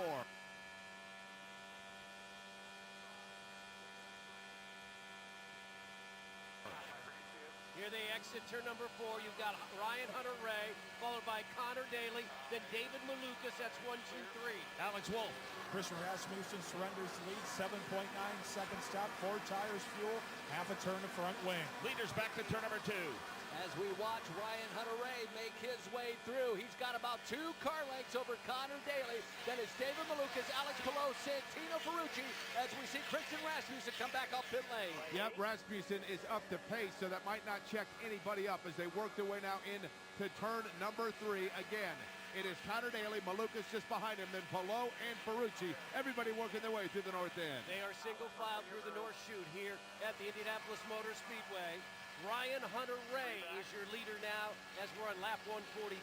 So folks might want to know, what does this mean for Ryan Hunter-Reay since he last pitted on lap 140? Yes, he can go quite a few more laps here still, but he's going to be in a much more conservative fuel setting than the cars that are immediately behind him. So he will undoubtedly be caught here pretty soon and then start dropping down the order. But he's trying to hang on so that he only has to make 1 more stop as well. But he has to save a lot more fuel. Lap 144 next time by. When do we expect to see the last round of stops? That should be sort of right around the 170 mark would be the target. Maybe a lap or 2 after, and then they can go full fuel burn all the way to the end of this race. But tell you, the last few laps. The gloves have really come up. You can tell these guys are now antsy to get in position so that they capitalize on a good last stop and then race to the end. Top three headed to the south end. That means turn number 2 and Michael Young. Now we see Louis Foster unlap himself with Ryan Hunter-Reay. Now it's Connor Daly. It's time to pounce for the Noblesville native. He wants that lead back. It's about a 5-car length disadvantage for Connor Daly trying to track down our 2014 champions. Ryan Hunter-Reay has worked his way into the top 32 all-time in laps led here at the Indianapolis Motor Speedway. Right now leading Connor Daly about a 3-car length advantage into 4. Ryan Hunter-Reay has that lap car in front of him. That's Louis Foster. Hunter-Reay right behind him. He has the lead here in Indianapolis. And he goes side by side at the start-finish line into turn number 1. And he will put Louis Foster back a lap down. Reminder, that is a backup car. Hunter-Reay's primary, Michael, caught on fire on Friday on Carb Day practice. Only had 15 minutes of practice yesterday, and now he finds himself leading the 109th Indianapolis 500. Louis Foster trying to unlap himself once again. And Louis Foster is going to do that. Hunter-Reay tucks in just behind him. Maybe a little bit of a fuel save now for RHR. Then it's Connor Daly just behind him, followed by Malukas and Palou. Connor Daly is creeping ever so closer to Ryan Hunter-Reay. That Ryan Hunter-Reay lead about 4 to 5 car lengths. 146 laps to go. Louis Foster currently in the 20th position, leads the field into turn 1. And you'd think he's leading with the way he is swerving back and forth, trying to break the draft. He's hoping for a caution so he can stay on the lead lap. He leads Hunter-Reay into turn 2. And Ryan Hunter-Reay would really like to get back around Louis Foster because here comes Connor Daly and David Malukas. Hunter-Reay takes him down to the left side on that white line. 2-car length advantage over Daly. Setting themselves up now for turn number 3. They're going to let Foster go a little bit. It's Hunter-Reay, Daly, and then David Malukas to pit road and Rob Blackman. No changes on the front wing for Devlin DeFrancesco. Just tires, fuel, and a wing tear off. Another great stop for DeFrancesco, 7.75. 147 laps complete. This time by Ryan Hunter-Reay wants to get around Louis Foster again into turn 1. And the interesting thing is Hunter-Reay makes that pass is where is Devlin DeFrancesco going to blend in front of this pack, Michael, in turn 2? Well, Ryan Hunter-Reay trying to get through that exit. Devlin DeFrancesco will make it out just in front of Ryan Hunter-Reay. Louis Foster back to the outside again, unlapping itself one more time. And Louis Foster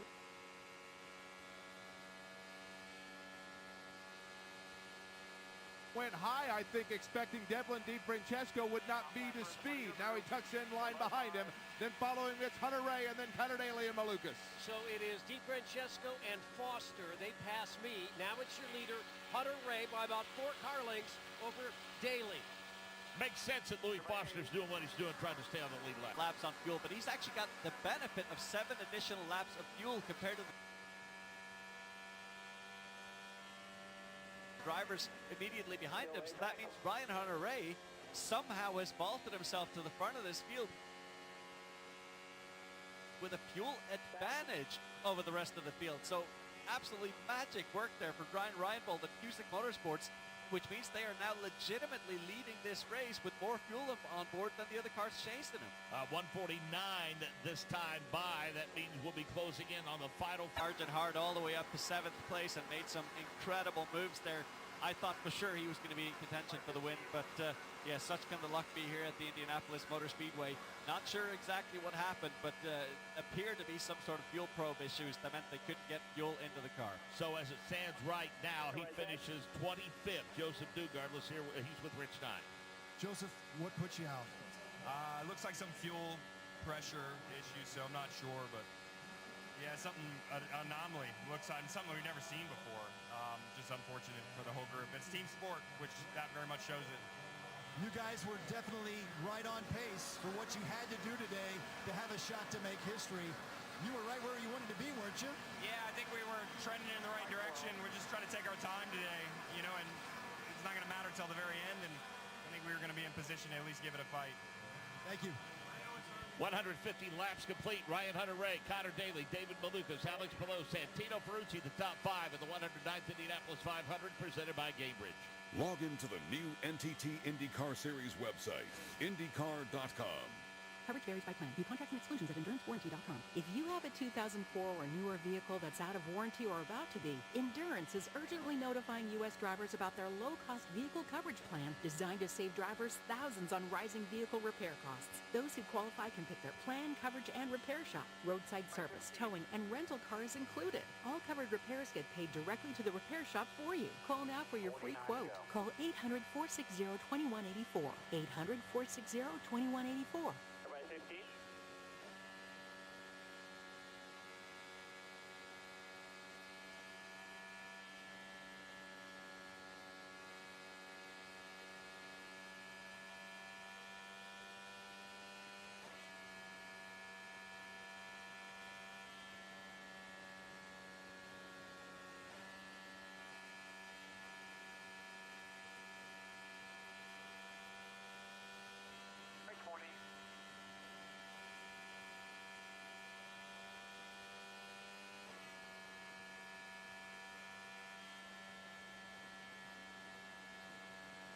Right 20.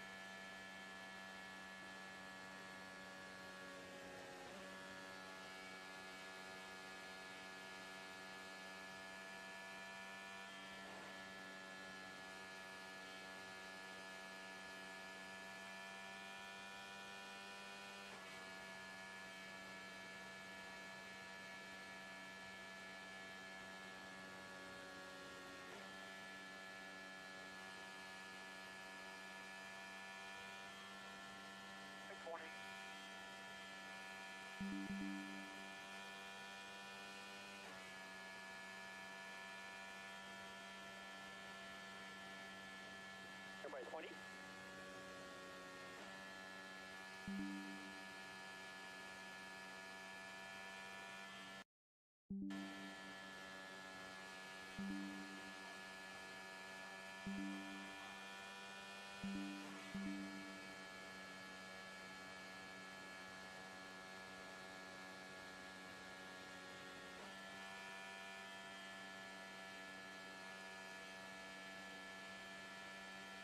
Back.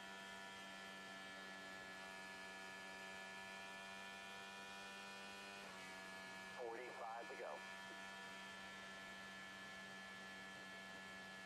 Everybody 15.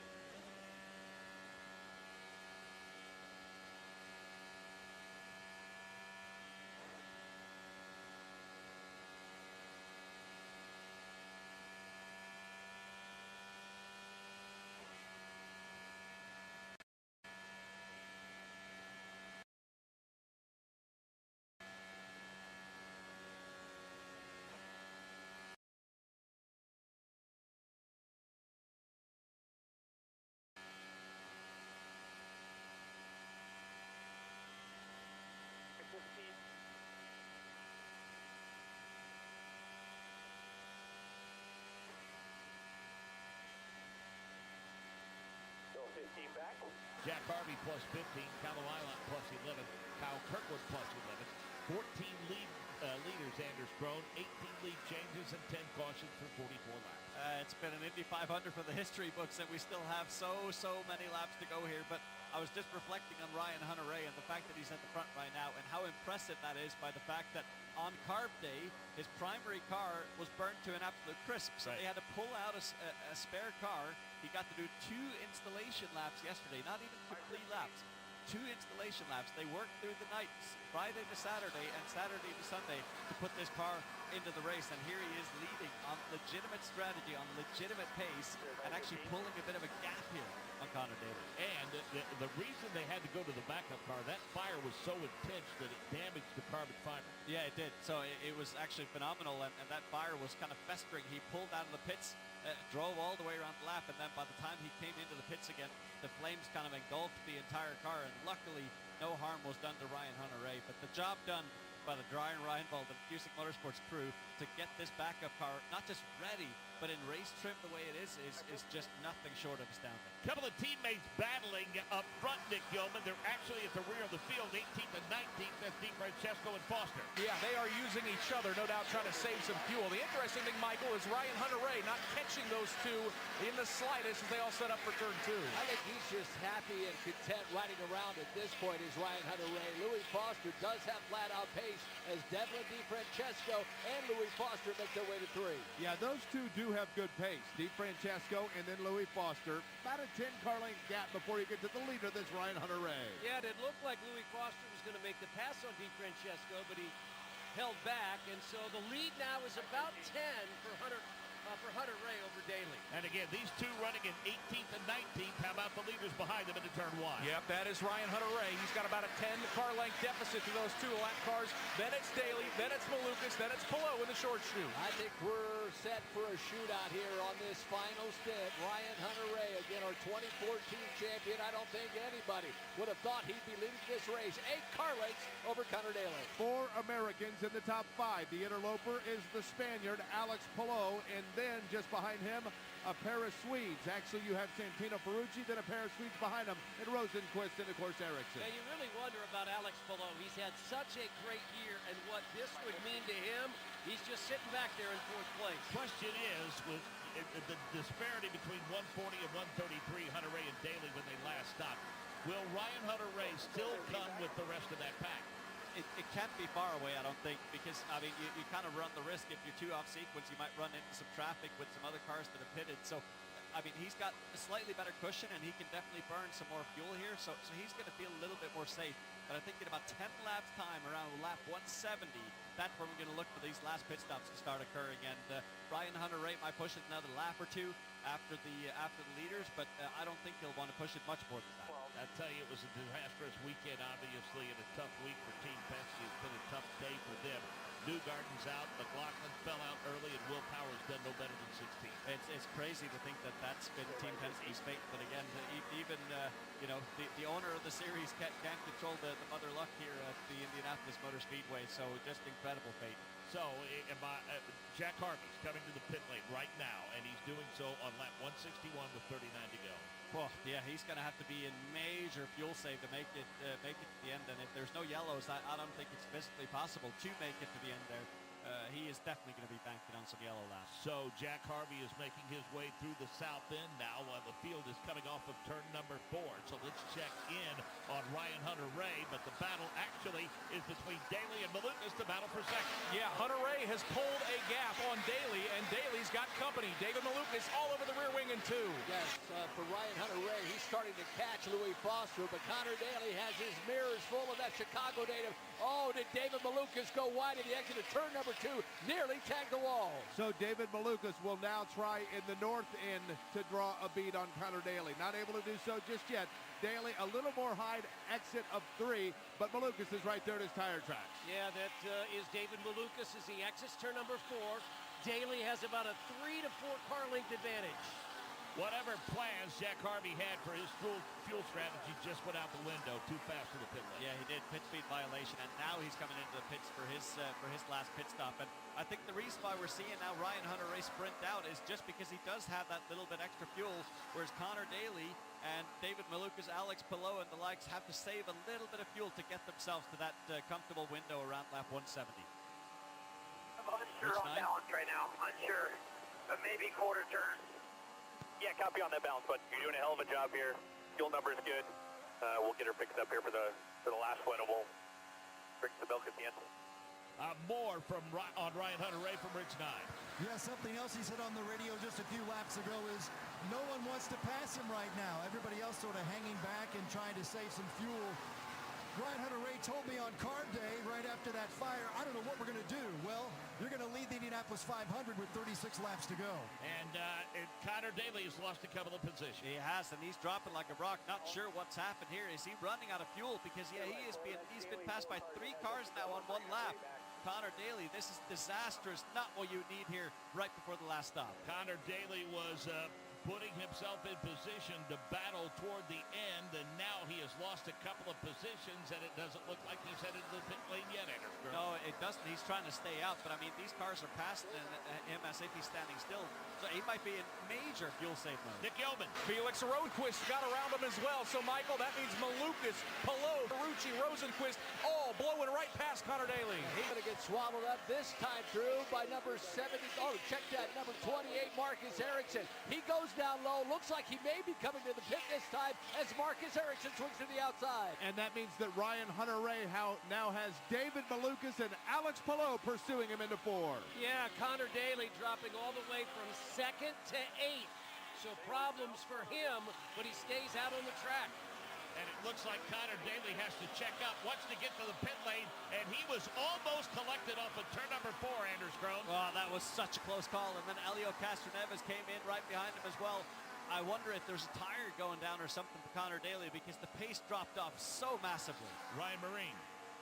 Connor was really unhappy on the radio at the tail end of that stint. He told the team, I'm trying, but they have to bring him in with 34 laps to go. Here comes the AMPM car for what they hope is the final stop. He was overall pretty happy with the balance until late in the running. Firestones are on, just waiting on the Shell fuel. No visible adjustments, and he's down and away. Pato O'Ward, who we've not talked about much today, been running consistently in the top 10. He made his last stop a few laps ago. Yeah, there we go. So Pato O'Ward, could he have a chance here to fight towards the end of this race? That's going to be an exciting one. And I think I got a quick visual. It almost looked like there were some cords on the right rear of Connor Daly's tire. So maybe he's, overloaded that right rear, and that would certainly explain why the performance suddenly dropped off. So things are getting interesting now over the last 33 laps of this race. Things really tightening up in the north end. That's where Ryan Hunter-Reay has a 0.3 of a second lead over David Malukas. Alex Palou is currently 3rd. Santino Ferrucci is 4th. Yo, chat, just to let you guys know, please hit that subscribe button if you guys want the NASCAR play-by-play at 5:45. So yeah, make sure to hit the subscribe button if you're enjoying this. And I just lost a viewer. But, alright. The attention of his crew. Let's go to Ryan Marine. Comes the winner of 4 of the first 5 races of the season. DHL, the sponsor. Alex Palou comes to a halt. His pit crew has been excellent all day. No changes on the race car for Alex Palou. It's a clean stop, 6.5 seconds. Rob Blackman. Bad stop for Santino Ferrucci. They had trouble getting a fueler out of the car. It slows him up. A disastrous 11-second stop for Ferrucci. And Michael Young, keep an eye on turn number 2 because Alex Palou is coming off the pit lane while David Malukas is coming to the south end. And David Malukas is way back, so another brilliant stop for Barry Wanzer and Alex Palou. He's already halfway down the back straightaway. Ferrucci will blend in right behind the number 4 of David Malukas. Rich Nye. Hunter-Reay in the pits. He stalled it now twice. The car is still dead here in the pits. Ryan Hunter-Reay, who had the lead for so many laps. What a story this car has been through the weekend, but right now it's still sitting in the pits, and you can hear no engine sound. They can't get this car started. The 23 sitting in the pits, Brian Reinbold Racing, Cusick Motorsports. This car had a fire on carb day, and now it won't start.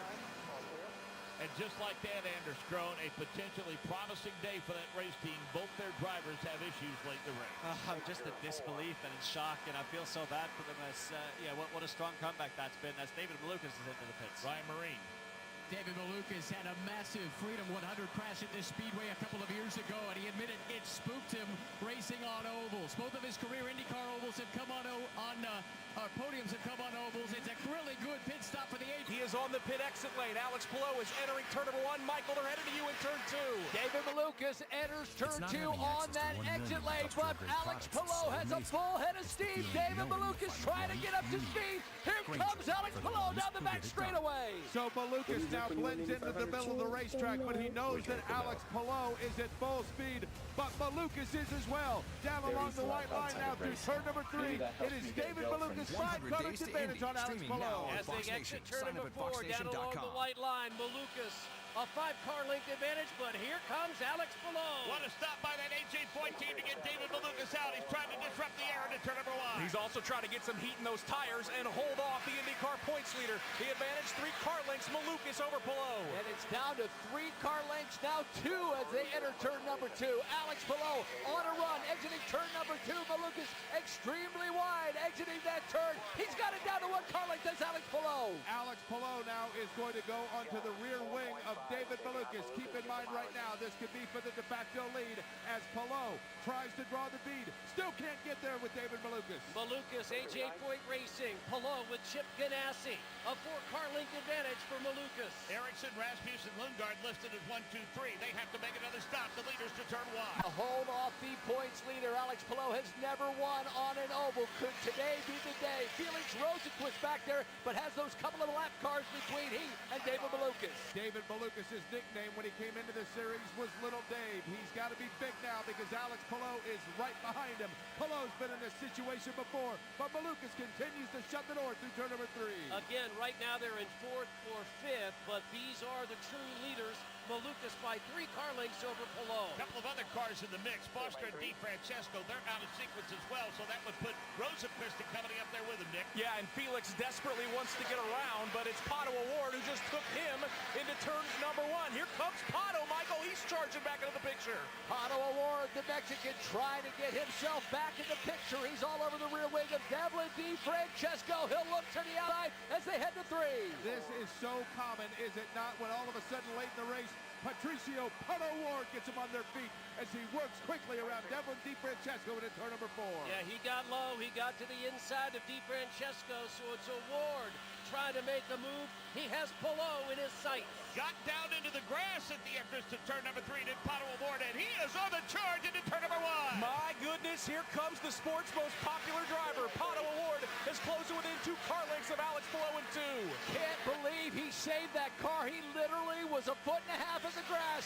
Pato O'Ward now trying to run down Alex Palou. He's got it down to 1 car length. He'll look to the inside again. How familiar is all of this down at the bottom of the racetrack? It is Palou into the inside of Malukas. Pato O'Ward just behind him as all 3 of them roar their way through the north end. Again, right now it's only 3rd place for Palou, but when it all cycles, he would be your leader by 5 car lengths over Malukas. And the leaders come off at turn number 4, and they will be the leaders eventually, Nick Yeoman, into turn 1. Yes, because Marcus Ericsson just pitted, and they're going to blow past him out of turn number 2. Palou, Malukas, and O'Ward.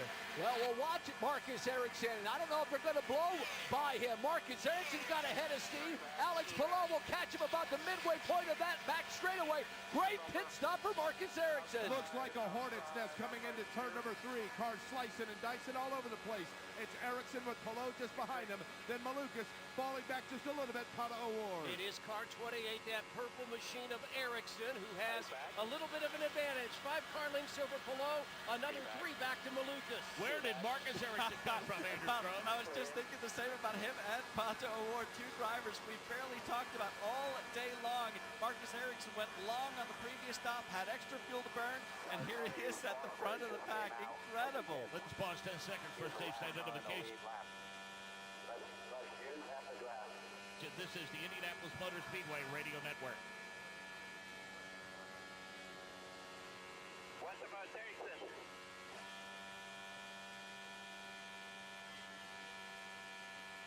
Ericsson maintained the lead. He just came out of the pits in the lead. Malukas, Palou, O'Ward, Rosenquist, the top 5 as they set sail for turn number 1. And I want to publicly apologize to Marcus Ericsson. I did not think he would get up to speed, but Michael, I shouldn't have doubted him. This guy's been one of the best drivers in Indy the last 5 years. And of course, the winner back in 2022, and now dogging that rear wing of Louis Foster, who's trying to stay on the tail end of that lead lap. Marcus Ericsson has Alex Palou 3 car lengths behind him. Marcus Ericsson had said if he wins the race, he's going to take about a 5 car length advantage right now over Palou. then Malukas, then Award. DeFrancesco, Louis Foster, they're 17th and 18th, running in front of the leaders into turn one. And they are going to disrupt that air for all of those drivers, Michael, that want to get around Marcus Ericsson. He continues to lead into the short chute. And that might stall this group from getting around those two tail end of the lap cars. Alex Palou still about 4 car lengths behind, then David Malukas starting to close on the rear wing of Alex Palou. It is very interesting because of that lap traffic that we're talking about as Marcus Ericsson figures out how exactly to work it. Decides to hold back just a little bit behind Louis Foster. That allows Palou to get right on the rear wing into 4. Again, there is traffic in front. Is DeFrancesco and Foster. Then your leader, Ericsson, down the front straightaway. Again, the top 2 cars running 17th and 18th as they head back to wide. And they're running side by side into turn number 1. That has to be a little uncomfortable for Marcus Ericsson. He'll let them battle in front of him in the short chute. Well, remember back in 2021, Helio Castroneves beat Alex Palou by using lap cars and that draft, stalling those cars out. Marcus Ericsson doing a great job, 4 car lengths ahead of Palou. And again, Alex Palou going to try to take a look now as Ericsson is right on the rear wing of DeFrancesco. So Ericsson starting to get a little bit of bead away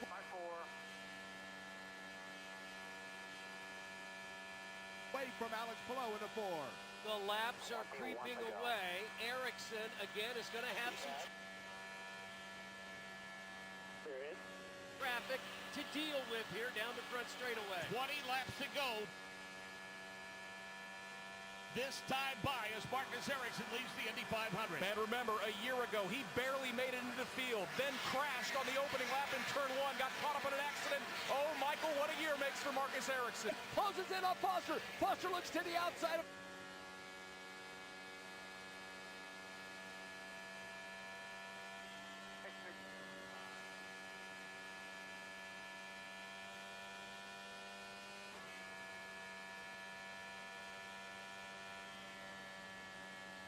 by 3.